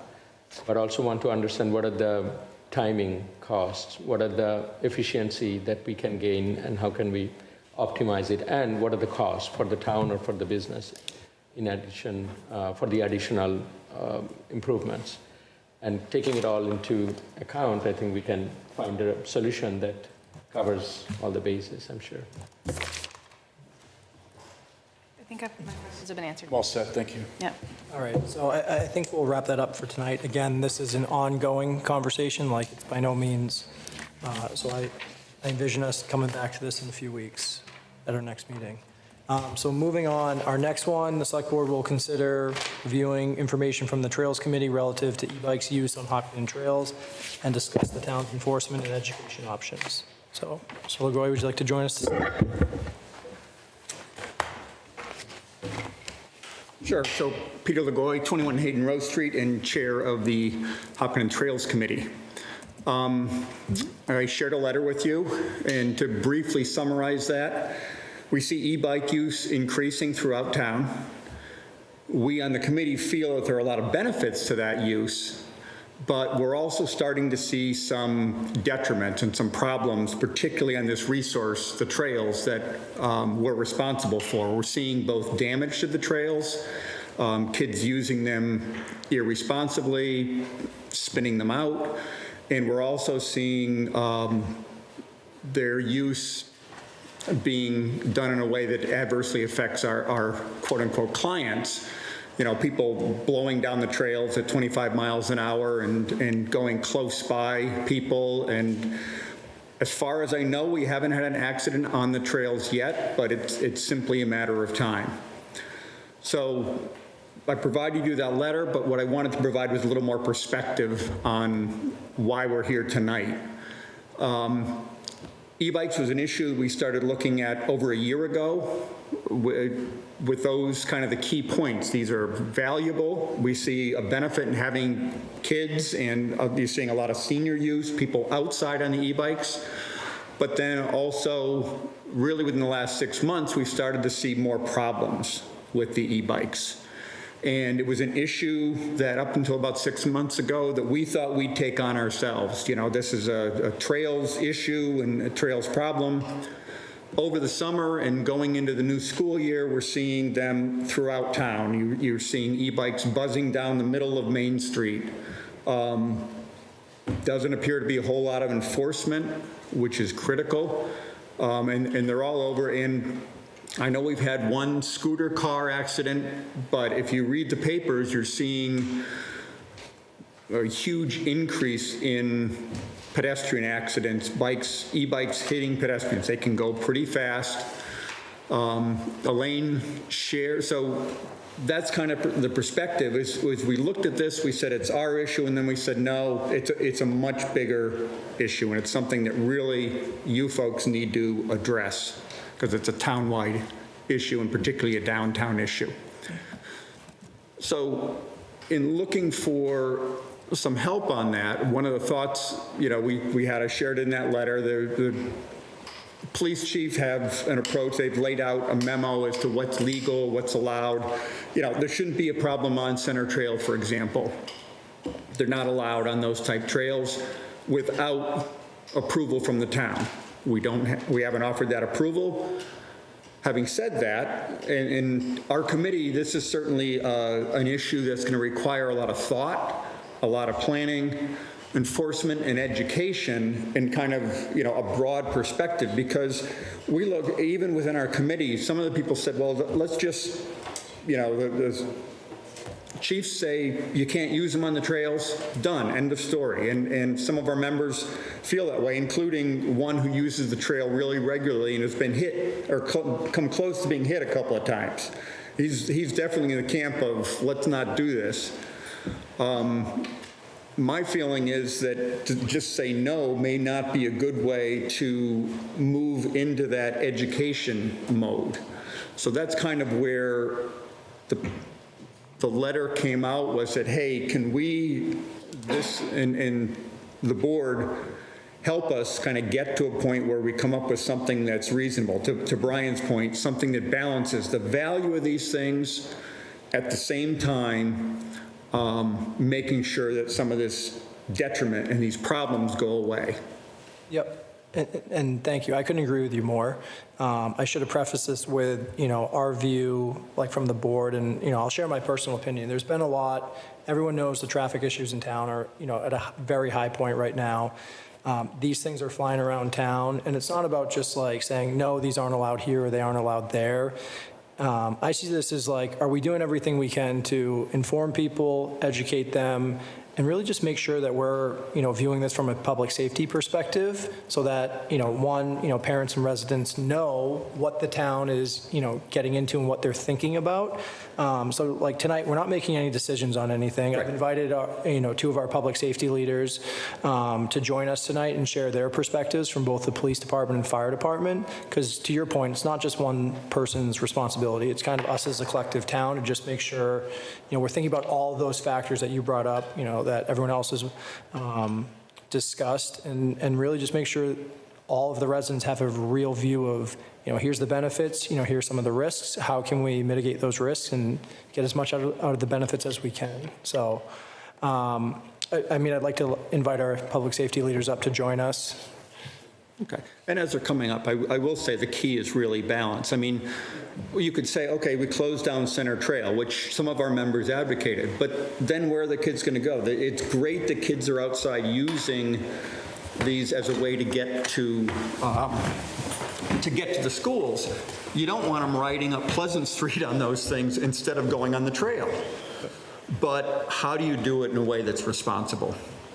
So, welcome, Chief Doherty, Deputy Chief Van Ralton. Appreciate you guys coming tonight. And you guys have both done some background work on this, like getting prepared, getting some thoughts. So I kind of want to open it up and for you guys to have a chance to share kind of each department's view of these things. And, you know, again, we're starting with informational stuff. We're not looking for outcomes tonight. We're just looking to get the ball rolling. Certainly. So this is another instance where technology has outpaced the legislature. There is really nothing other than enforcing the helmet law that we as a police department can do. They've classified e-bikes as actual bicycles, so they're not required to be registered. They don't fall under a moped because they're not motorized through like a mechanical engine. Like you spoke about with the trails, there is ways to create town ordinances for non-paved public trails. But as far as the roadway goes and their action on the roadway, we can educate the citizens that are on these bikes, but we don't have an enforcement tool as far as like ticketing goes or things like that. The only thing that we have is individuals under the age of 17 have to wear a helmet. And that's where we're at right now. Obviously, we're not the only community that is faced with this, and I do believe that one of our immediate actions could be an educational campaign in cooperation with the school. I think we'd all agree some of our more reckless riders are of adolescent age rather than our age. So I think that is one of the things that we could start doing. Ultimately, I think they're not cheap bikes, and I don't believe a lot of the students are purchasing them on their own. So I would advocate towards parental advocacy as far as what they purchase their children. I know that we've had 2 crashes in town. The individual that was involved in those crashes was the same person. And the second crash, he had a new bike. And one of the things that we are seeing in this is because of their speeds, people are pulling into driveways and not seeing the bike because it comes up so fast onto the vehicle. So I think, like I said, I think legally wise, our hands are a little bit tied in that aspect. So the next phase that we could look at is partnering with the schools and creating some sort of educational campaign and advocating to at least the parents to be mindful of what their children are out riding. Perfect. Chief, I know you had some thoughts as well. Good evening. Thank you for inviting us. The fire department, we're looking at this totally differently. We're also in an education way, but we're looking more at the batteries. Just nationally, the fires, due to the way these batteries charge, improper charging, damage, trends for house fires are up nationally. We've had a couple incidents where batteries have just off-gassed in Hopkinton, but we haven't had any house fires caused by that. But at Harvey's, we're down there 2 to 3 times a month, us in Westboro, putting out batteries that come out of e-bikes, scooters. 2, 3 times? Pardon? 2, 3 times a month? Yes, but that's because them batteries are being jostled, they're damaged, and that kind of stuff. So we're more looking at it as an education of proper charging, where to store them. If you're going to buy a battery, you don't buy the cheapest one. You buy one with a battery management system that kind of controls the way it charges. I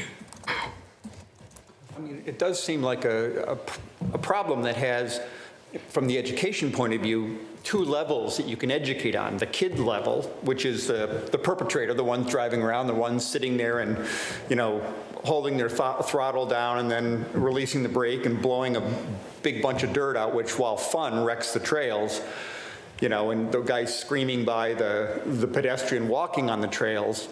But you also, to your point, these are expensive things, and so I think you can educate the parents and potentially come up with some enforcement that would, you know, encourage more responsible use. If a kid gets caught, you know, blowing by a pedestrian and gets a ticket, if there's a way to give them a ticket, and the e-bike goes away for a month, that's going to get the parents' attention.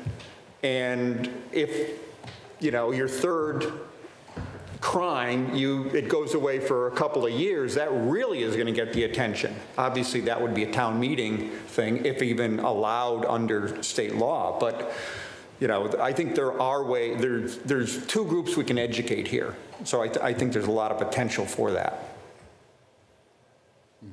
Yeah, I agree. I mean, I'll open up to the board to start with comments, questions. Yeah, I definitely agree a lot of education needs to happen. I've seen other towns putting up sandwich boards at all the trailheads and various places where people are more like using the bikes and with the specific rules for that town, if they have specific rules, or the state rules.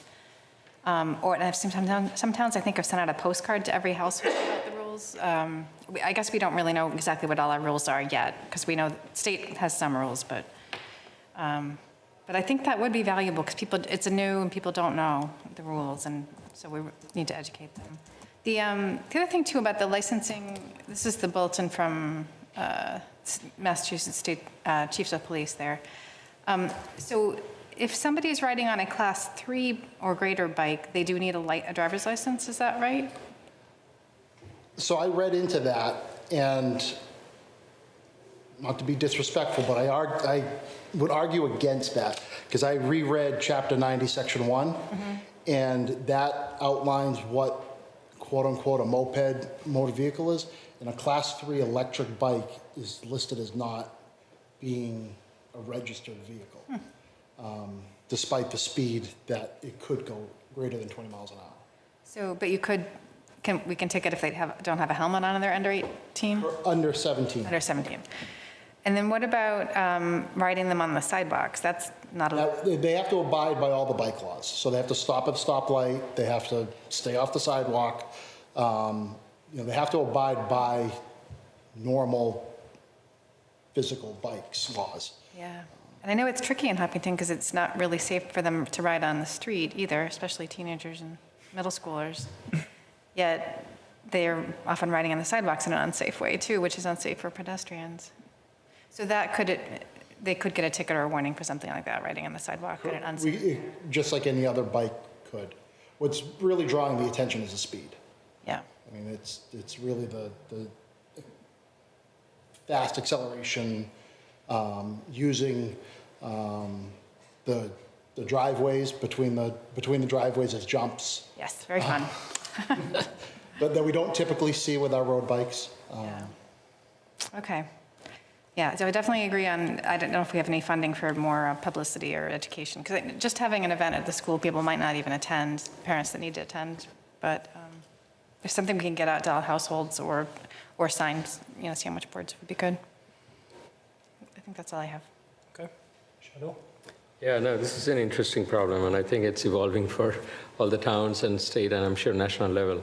So I appreciate the conversation and insights and the thoughtful proposals that you have, and we'll need to process it, and this is a good discussion, good starting point. I agree, education is always the prime, but at the same time, in a balanced way, Peter, Brian, as mentioned, how can we achieve something that provides that oversight, provides that responsibility, and provides that safety for the trail walkers and joggers and others, or bikers.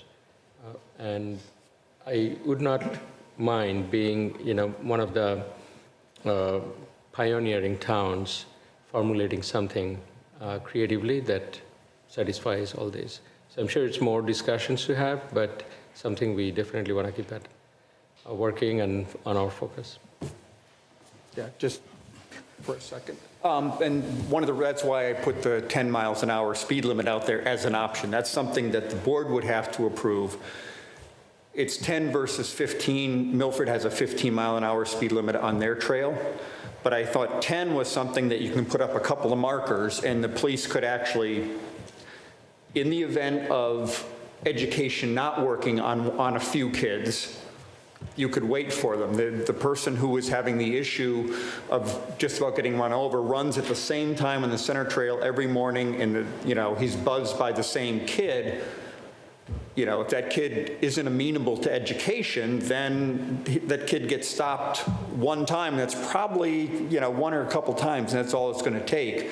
But you could easily mark a distance in, if it's 10, if he's under 10 seconds, he's good. If he's over 10 seconds, he's going over 10. It's an easy one to enforce. I think it's easier than trying even to enforce and say no e-bikes, because some e-bikes look like regular bikes. With the 1, 2, and 3, I know Ed Harrow was telling me that he has a friend who's got an e-bike that you can go from 1, 2 to 3 to class 3 in the same bike. What's that registered as? Oh, I was class 1ing it today. Makes enforcement next to impossible, I would think. Yeah, I'm curious just your thoughts on, like, if you implement something like a 10 or 15 miles per hour, can that be enforced? I'd argue that it is difficult to enforce. We have a hard enough time enforcing traffic laws with motor vehicles across town. To station an individual officer in the middle of the woods on the center trail is an asset. Right. I sympathize with, the people who are using the trail. And that's why, I still feel that, we got to start with some sort of education, work with the schools on this. I think fortunately we're getting into the colder months where we'll see probably a reduced activity building up until, April and May when it gets nicer again. But I do think that actual enforcement will be difficult. And whether it's effective or not, may be effective on some, won't be effective on all. It's not a foolproof method with anything. Right. Sure. It is with cars though, right? Oh yeah, we're doing great with that. We've got Main Street down to about 5 miles. Can we put in those some raised structures in there? Structures on the trail. Improvements. It's a traffic calming device. Yeah. One quick thought, can we put in those speed displays, make it self-governed, then the other user of the trails can also monitor and they can also learn themselves? The flashing lights? Right. The argument there is most of them run on solar, and I think you'd agree that their canopy on that is next to impossible to. I think some people go into the trail to get away from Not exactly aesthetically pleasing. Big Brother, just like looking at trees. Or they're trying to get a high speed. That's what I would see. So, a couple of thoughts. I've been buzzed a couple of times on the center trail.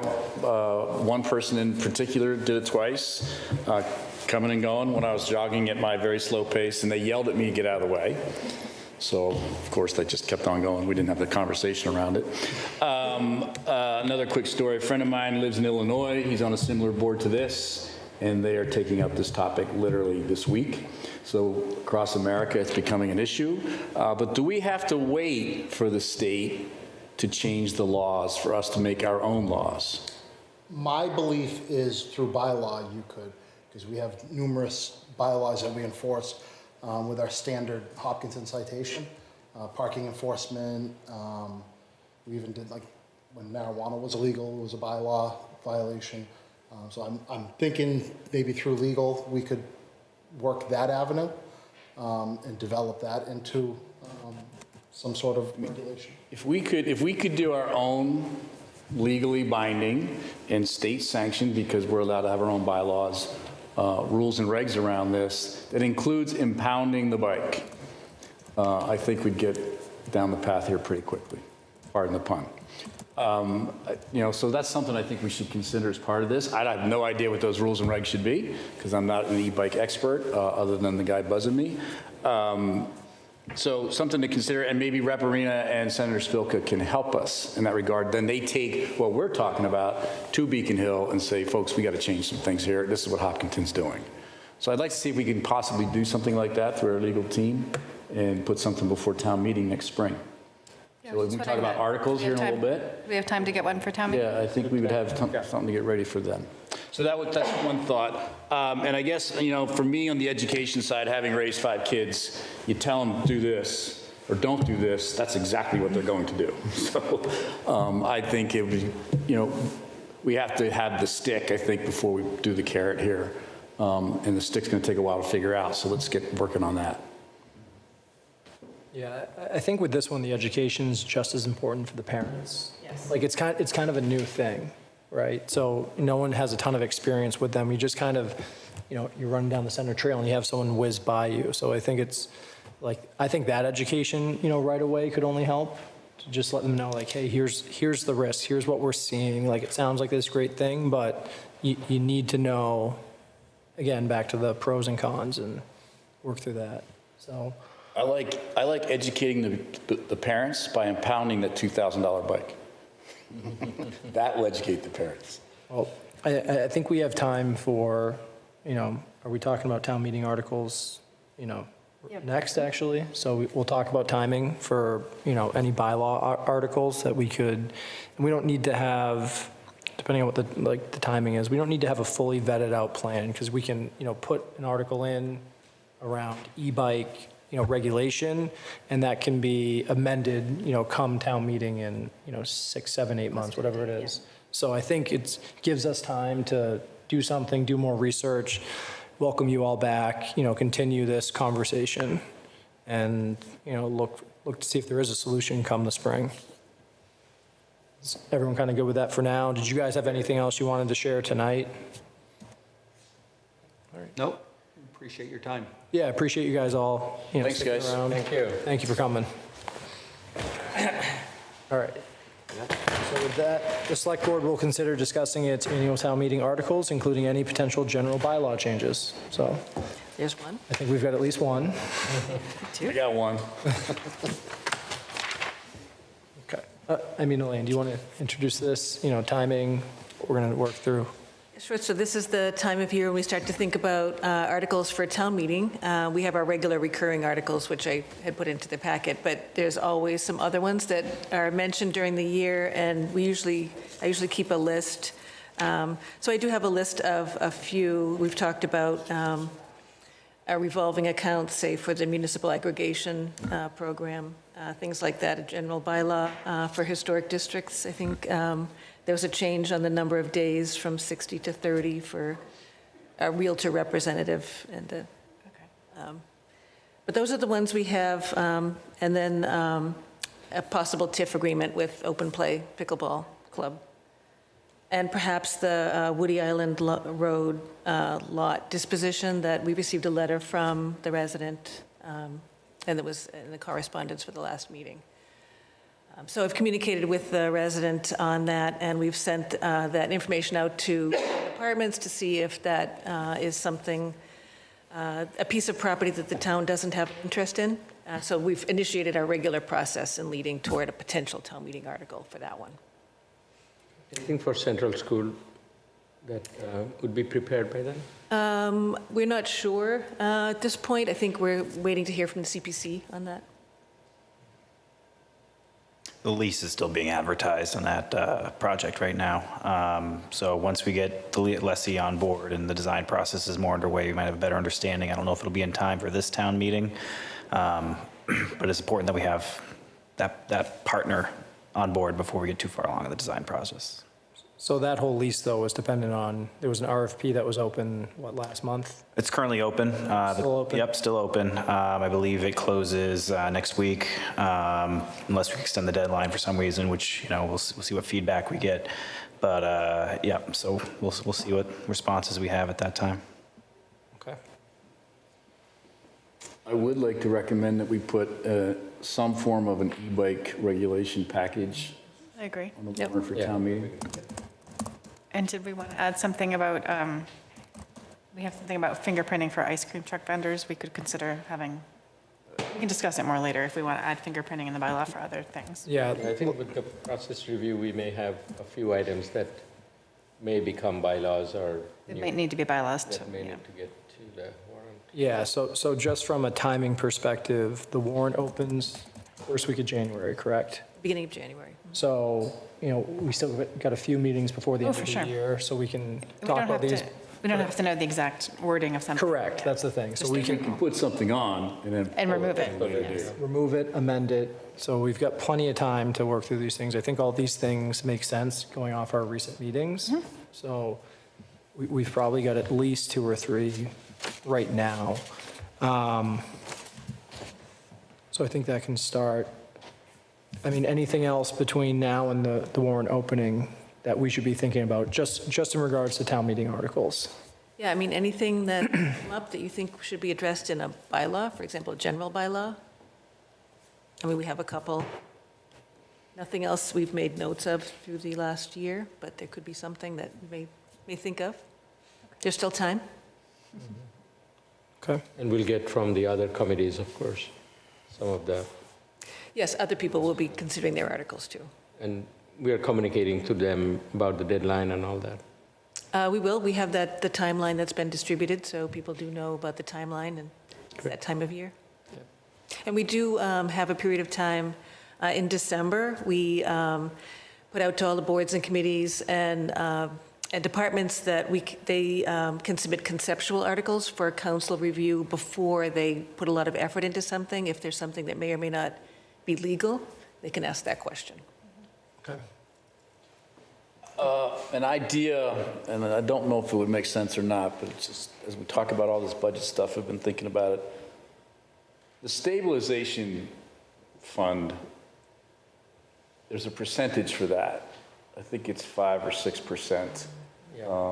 Is that a bylaw? Is that a requirement, or is that guidance? Is that been our history, our practice? Like, what is that? Where's that number from? I know that AAA, our bond rating and everything likes that, but how do we codify that and put some discipline around that? Because that's what's going to get squeezed here in the next few years. That's in the board's adopted financial management policy. So that's at the board level, but it's not at the town level. Right. Yeah, okay. I don't know if it would make sense to put it at the town level, but as I just think about all this pressure we're going to be under here for money for the next few years, anything that we can do to create some discipline that keeps us going in the right direction. We didn't build these schools to have everybody say, I'm not moving to Hopkinton because the schools stink and I'm going to go somewhere else. We built the schools to take care of our children. And we have to pay for those schools. We have to staff those schools. We have to clean those schools. And got to do all those things to these new buildings. We don't want to go backwards. So we have to be careful not to have knee-jerk reactions. Oh my God, we're $12 million short. Cut all the teachers. Well, then why the heck do we build the new schools? Right? So I'm just worried that we need to have some safeguards in place. But I don't know if town meeting's the place. So we'll think about that. Thank you. Yep. Through the chair, those are great points, Brian. I think last year, or the year before, probably the year before, we revisited the financial policy and principles with appropriations as well as CIC. And that covers some of these core principles. And they have been our principles, but we kind of reaffirmed some of those principles. Okay. It'd be good to look at those. Yeah. And it's eventually how Select Board and appropriations follows those principles. To protect us, I think. Okay. But great points, yeah. So are you recommending that for like a future board item? I think it would be a good idea. It's been 2 years, so why not take a... Yeah, I don't think we did it last year, but it would be a good idea. And then maybe if that feels good, then we're all set. If it doesn't feel good, we want more discipline, we could maybe look at town meeting. I'm not a big fan of putting a million things on town meeting. I just know this budget thing is going to be something for years to come. And sometimes I think we're inclined to put more in stabilization than we even need to. And so we could use that to offset some of this stuff too. But I don't know where we are today. Like we did last year. Yeah, we could have done something else with that. Yeah. We put some in capital stabilization as well. Yeah. We hadn't done for a long time. Okay, sorry. Did we need I don't think we needed a motion or anything. Just any other closing comments from you? Nope, just let us know if you think of anything. Work on it. Okay, so I think that moves us on to, board will consider approving the land disposition agreement for 28 Knoll Road with Habitat for Humanity for development of an affordable single-family home on the property. In accordance with the terms of the previously authorized request for proposals, Habitat for Humanity has been identified as the most advantageous, responsive, and responsible bidder. So, we've talked about this. All right, thank you. So if the board recalls, back in February of 2025, Jack Nealon, the chair of the Affordable Housing Trust Fund, came and presented the board with the idea of developing this parcel as an affordable unit, at which point the board gave their indication that they're in favor of the idea, so we worked with them and legal counsel to develop an RFP, which the board approved in July of 2025. So Habitat Humanity was the only respondent, but they were the ideal candidate. So I think it's, it's a very acceptable result based on what we were looking for here. Now what you have in front of you is the land disposition agreement, which outlines the terms and conditions with which the town will work with Habitat to transfer the property, such as it has a reverter built in there where if they fail to comply with the terms, the property would come back to the community, such of that nature. So Habitat's excited to move forward. The Affordable Housing Trust Fund is also excited to move forward. They're, also working to sign their grant agreement and all that. So happy to answer any questions.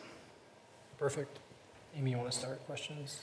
No, I don't think I have any questions. It seems like I'm happy that the Habitat for Humanity is bid for the house, and they'll build an affordable house. Yeah. Yeah, no, I'm very happy to see our affordable housing is in the focus, and this is a great proposal. Habitat for Humanity, I've volunteered for them in the past. They're a great organization. So I'm happy that this is coming to fruition.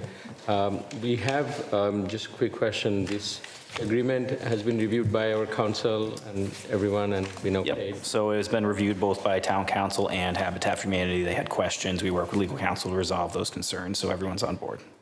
That's great. No, I'm very supportive of this. Last one is we should look for more opportunities like this. So this would be a sale of an affordable unit, correct? Someone would buy it? Correct. What would be the dollar? What is an affordable unit in Hopkinton today for a single family? I'm not sure the dollar value at this time. Okay. And then as far as, the process goes, were all abutters to this property, like that 300-foot radius or whatever it is, were all abutters notified about all this? Is that a process? Is that part of a process? It's not part of the process. This, this project this land parcel was approved for disposition back in May 2013. It was the town authorized at town meeting that the select board can dispose of this property. If you had just sold it regularly, it could be developed, as a single family home by anyone who purchased at the time. I don't know that there's any legal difference, because the housing is particularly affordable, I don't think it requires a larger abutter for notification. Were abutters notified back in 2013? Before it went to town meeting? I don't know. I would suggest some kind of notification go out, only because, if it's been sitting there, it's a wooded lot, I assume, or something like that? It's undeveloped. Sorry? Undeveloped, yes. Yeah. So I just think some kind of notification would make sense for the residents in the area, just so they know what's going on. Sure. I have no additional comments, so with that, I'll look for a motion. I move to approve the land disposition agreement for 28 Knoll Road. Second.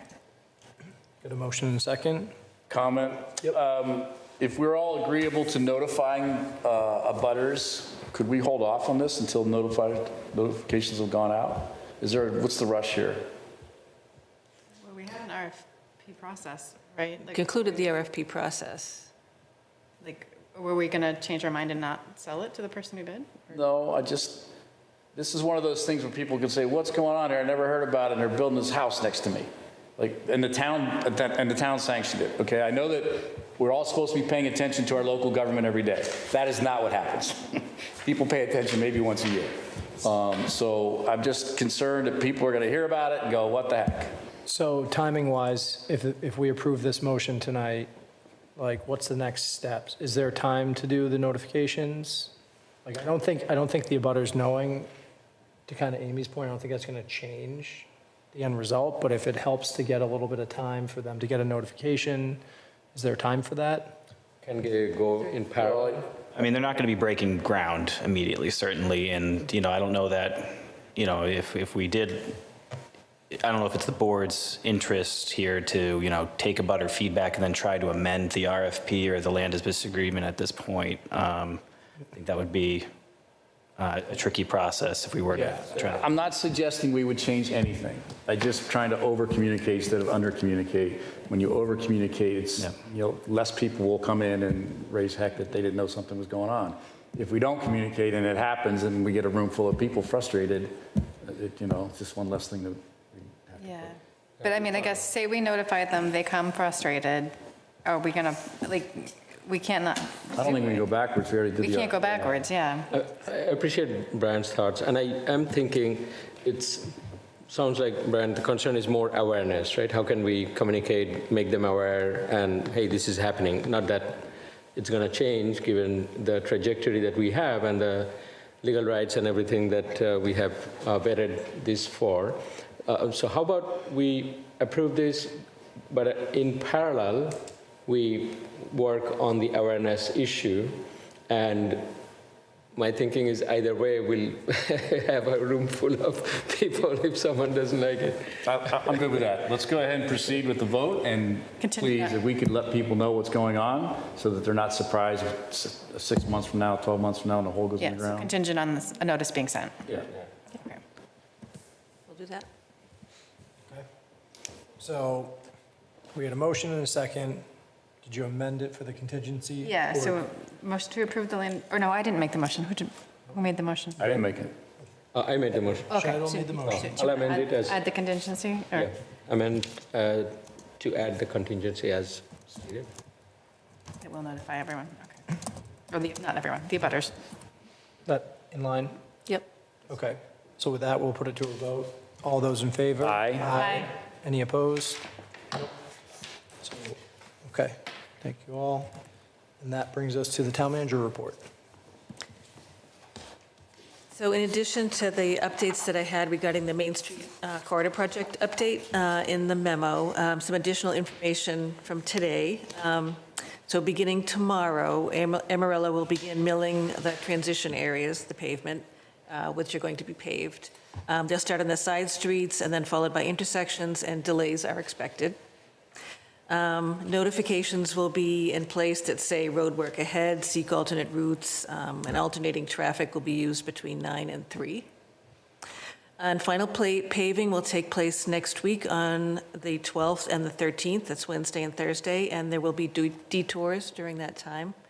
And there won't be any work on Veterans Day. Okay. So that's an update on the final paving, which as of the date of my memo, it was delayed without any information on when that would be happening. And so that's from, like, basically top of Wood Street to the police station? Generally in that area, where we see the raised structures now. Okay. And we have to continue to be careful with those raised structures in our tires also during this time. We're seeing a lot of people having some issues there. Yep. In addition, the poles have continued to be removed. There's only a couple of left in this area of the project. We've seen lots of curbing and sidewalk repairs being finished at this time. So that's actively being done right now. Any questions on the landscaping has gone in? Seen that, looks nice. Some of the landscaping, like the landscaping goes in and the winds blow, right? And some of the trees literally get blown. So they're going through and redoing some of that. They own all that for a year, so they'll make sure everything takes. But yeah, all that's come together nicely. Ask about the ADA audit, that all the ADA accessible items that are supposed to be in the project really did happen. I know people were saying they couldn't hear the crosswalk signal. And I think Brian said it could be adjusted So I just want to make sure all those things happen. Yeah, last I heard, they were looking into that. I haven't heard results yet. Okay. Because we did have someone who was legally blind tell us she couldn't hear the signal, signal, okay. And then, as we know, there'll be a 10-year charter review coming up, and so with regard to the Charter Review Committee, we've posted a notice. We have only received 2 applications so far, so not a lot of interested people, so encourage people who are interested in local government in any way, whether they have any experience or not in it, might be a good opportunity to participate. Did we set a deadline for that, or just going to keep it? There isn't a deadline, but in order to get this going this year, we have to think about appointing people in November so that they can have a first meeting in December. How many positions are open? 7. 7. But 3 are probably member in general, or? So 1 is appointed by the Select Board, 1 by the Appropriation Committee, and 1 by the School Committee. It does not have to be a member of that board. It can be anyone, but it could be a member. And then there's 4 additional people that are appointed by a special appointing committee, and there'll be 1 person from each of those boards on that committee. So at some point, either this meeting or the next, the board would appoint one of its members to be on that appointing committee. Ideally, that would meet in November. Yeah, right. Been there, done that. It's only 1 meeting to, Been there, done that, and meeting is only to appoint a member. Oh, to appoint the members, yeah. So I've reached out I to. think the vice chair would serve us well on that board. So I've reached out to appropriations. I reached out to appropriations and the school committee for them to designate their 1 person to participate in this appointing committee. Okay, so we'll designate one of our members to the appointing committee next time, but we have to encourage all our friends to apply, I think. Right. So, and I recommend if any board members are interested in serving, that, I mean, there will be a pool of other people, and you may want to submit an application through the application process to be considered.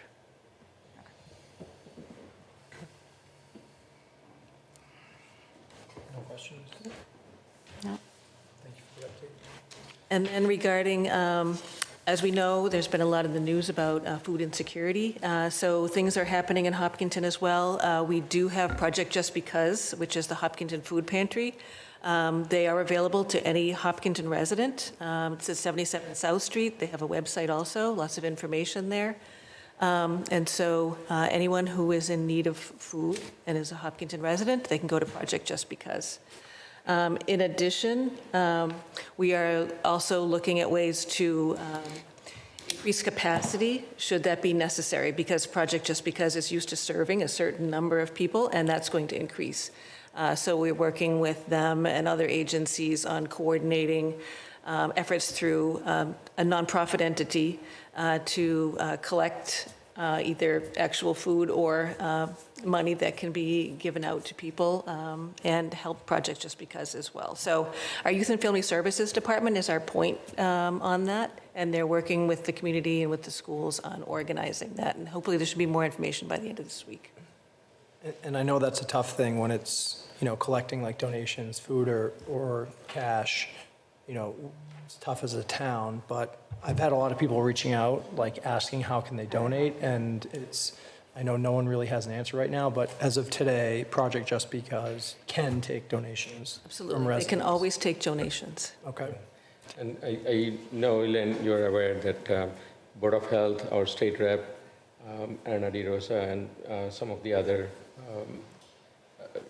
youth services, they've been in discussion to formulate and find how best to help it. And I think there are certain limitations from town directly doing anything, of course, but that is one option, most certainly.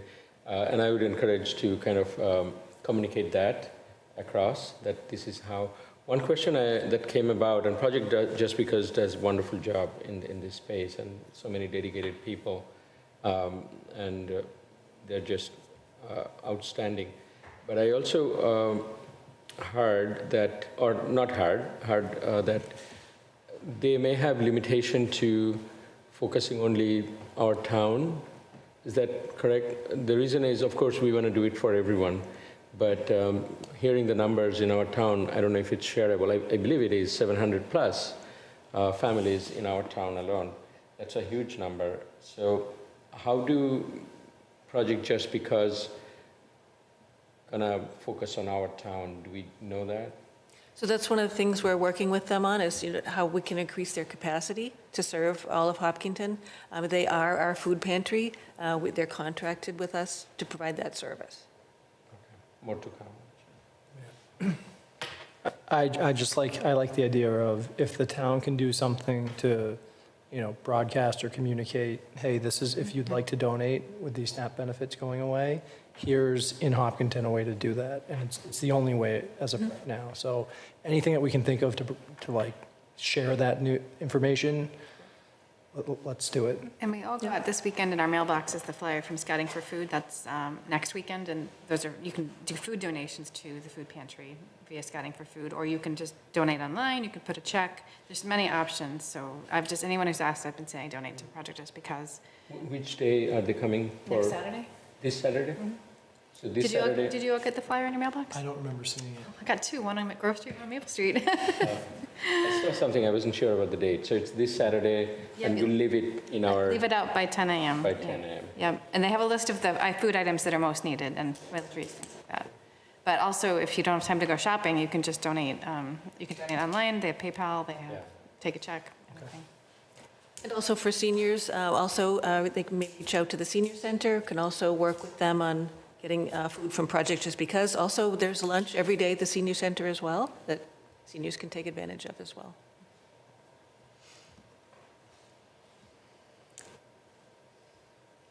Next is just a brief MWRA project update.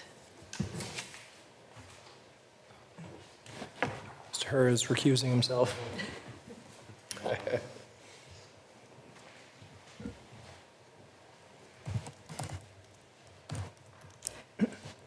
So one of the board's future agenda items is to select its liaison for the intermunicipal agreement negotiations. And so negotiations are currently paused while permitting advances, but at some point, the board may appoint one of its members, just a reminder that that could happen at some of your meetings coming up. And then also from Kerry, I do have an update on the project itself. The town and PAR Engineering met with state representatives from various state agencies on August 21st and followed up with another meeting on September 23rd. The state staff is going to be looking at our needs forecast in more detail and provide us with feedback. They were also going to reach out to their Water Management Act permitting colleagues at Mass DEP to coordinate efforts. And they highly encouraged us to conduct an M36 audit, and we just submitted a grant to Mass DEP for that purpose. In the meantime, PAR continues to work on the MEPA application, and there's still some hesitancy to finalize the permit applications until we confirm a proposed location for the pump station, which we're also working on. Okay. I think we should probably wait until Matt's here. I just wanted to say I would be happy to be the liaison if no one else wants to do it, but we better wait for Matt to be here, I think, in case he's interested. Or if you guys are interested. I mean, I'm going to be supportive of your candidacy, of course. And I want this to get done. Water and clean water is top of my list. Absolutely. And yeah, we can talk, I think. Yeah. When Matt's here, we'll I discuss. think it just makes sense. There's only 3 of us with this anyways, so having the 4th. All right. Yeah. Like, Okay, so and my thought was, I wasn't interested in being the liaison, but I would probably still support meetings just so that we had plenty of coverage. I think there's been missed meetings in the past. So just to guarantee support and continuity. But yeah, let's push that off. We'll Put that on next time, too. Next Sure. meeting. And the last item, so I do have a vacancy to request posting, wasn't included in the town manager report at the time, but the administrative assistant in finance is leaving. And so the finance department is looking to post that position. The role is essential to maintaining daily operations in the finance, specifically treasurer, collector, and assessing departments. It's one of the frontline customer service positions, handles tax payments and deposits, assists with reconciliations, manages excise abatements and property record updates, and ensures compliance with internal controls. So they're hoping to replace the individual promptly to avoid disruption in service. And it is included in the FY26 budget. Did you need a motion for that? Yes. Okay. It's not in this. Oh, it's not here. Is it- Is it just one position? Yeah, the finance administrative assistant. I move the motion to approve the open position for finance administrative assistant as proposed. I'll second it. So we've got a motion and second. All those in favor? Aye. Aye. Any opposed? All right, you said aye, right? All right, so it's 3 votes, passes. Is that everything, Elaine, right? Thank you. All right, liaison reports, board invites. Who would like to start? Brian, would you like to start? No, I just kind of add on to the corridor project. Mini Armageddon's about to happen around here with traffic for the next week or so. We've already had a lot of issues with the raised structures, as Elaine mentioned. Please drive around them slowly. If you hit them with your tires and your tires are weak, they will tear. So, but we're all charged with driving responsibly, and it's just, it's part of the process. You see it in every town across America when they're getting ready to repave the raised structures. So please hang in there. It's almost done on the west side with all that work.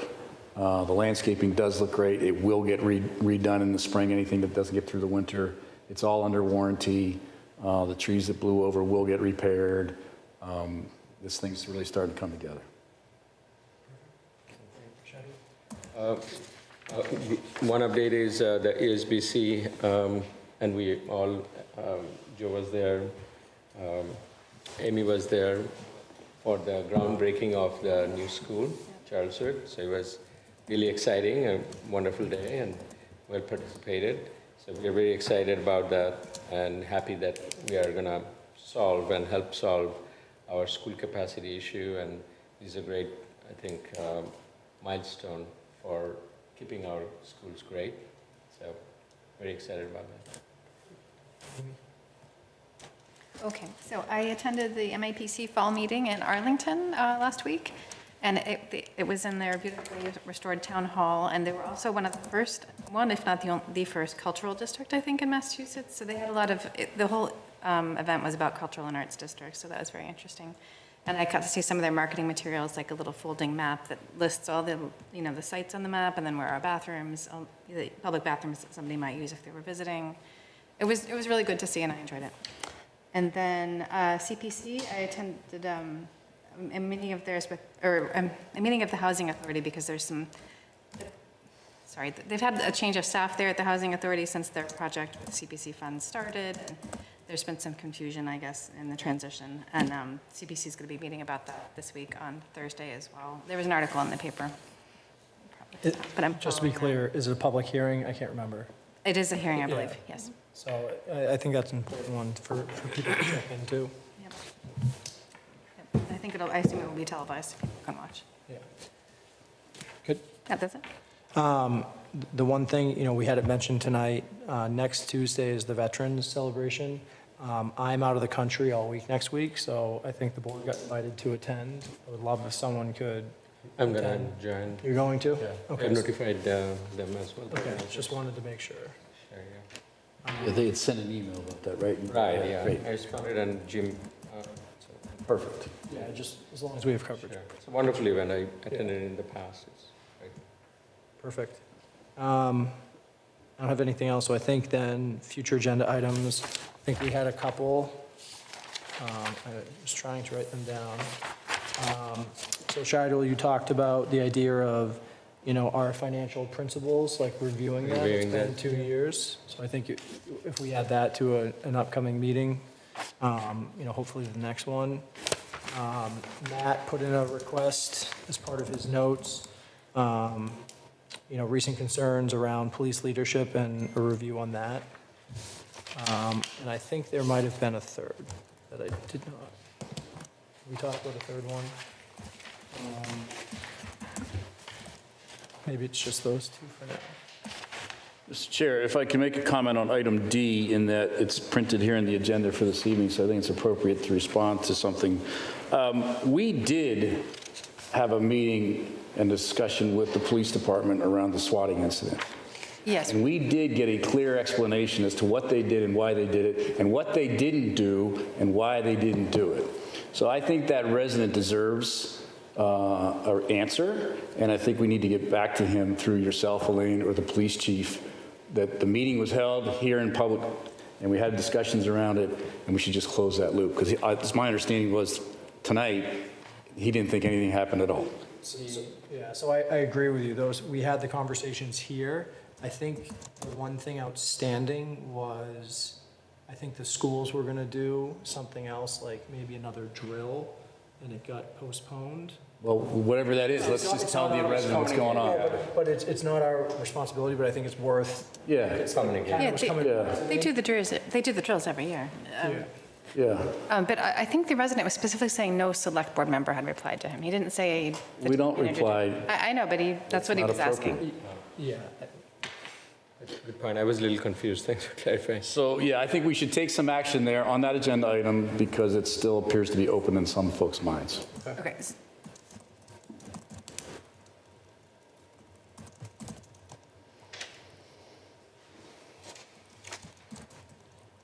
Anything else we want to close?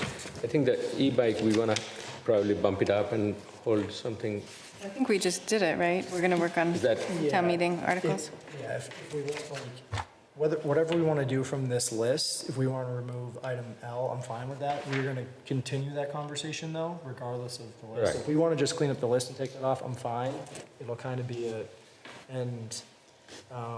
We should keep the list to one run-through of the alphabet. Go past the Z and turn to double A. So again, from my view, both L and M, we're going to continue to talk about and go through. But if we just want to clean up the list, that's fine. Those conversations will not stop, though. So would you say we've had the town charter process update? Because we're starting it. Yeah. I don't know if we need to have that on there anymore. So I'm fine with cleaning up some of those things. Like, Yeah. I look at the center school, the RFE process update. I'd probably keep that for one more meeting since isn't that closing? Yeah, we're waiting for it to close, right? Potentially So next what- week, yeah. Yeah, so if that closes, we'll keep that one on for now, but that one I might star as a future. The one to close is that progresses forward and we get a lease under agreement. But town charter, I'm fine with that. We are going to obviously need to look more at we need more people to apply. That's number one. Are we done with item N, the goals for FY '26? I think we did finalize those at least 1 or 2 weeks ago. And we removed that, but it was Matt who wanted that added for individual select board member goals. I don't, We operate as a board. yeah. I think, I'm scratching off my list. I feel like we should not remove it till Matt's here, though, but I'm fine with I holding agree. off on removing it, but we need to discuss. I don't think it makes sense. We haven't done individual goals. If individuals would like to have goals, that's fine. I don't see that as a board. Yeah, I agree. discussion. Yeah, I agree. I think it's more like we proposed, that was our individual proposals, then we discussed collectively and decided the final ones. But it would be good to hear Matt's view. Yeah, so we'll keep that one on for now. ESPC update, we just put that one on, right? So we should probably talk about that. We've reached out. We've reached out and asking them to write an update, so. Are they going to come? Are they going to Is come? John coming? They'll get back to us. Okay. And then LNG facility one, we can keep on. I don't see any, we can take off the G, or no, sorry, we did not agree We on didn't that. decide that We're yet. pushing that. All right, I think that's it for now. Were we removing L and M? Yes. L and M? Could we remove, we are getting regular updates on the MWRA. Do we have to have this listed here, or? I'm fine with removing it. Yeah, 'cause I think- Again, having it, because again, I was viewing this as like future agenda items that, hey, we haven't talked about this before, we've got to put this in a future meeting. If we've started the conversation, like us removing it doesn't mean we're going to stop the conversation. We're going to continue it. So Right. I'm good with that one as well. Yeah, I think H could be removed because we've been getting regular updates about it. Now for E, are we going to include it during our budget discussion, or we're planning to have a separate item? We did discuss a little bit in the past, but this is a good time for it. So I think it's such a dynamic conversation, you know, it changes, and every time we've talked about it, like the state hasn't gotten, like, it's not like there's a final outcome, like, hey, here, like, we've lost X amount out of the budget, It's going so to be ongoing. I think it's going to be ongoing.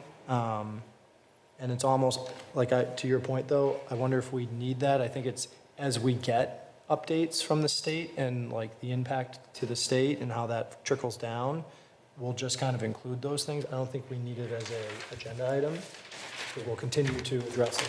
But it's kind of like the tariff thing. It changes, right? Like, it's, and the actual outcome, you know, varies. So Yeah, I agree. I think it could be removed because as we go through our budget process, we will be apprised of the federal changes. yeah.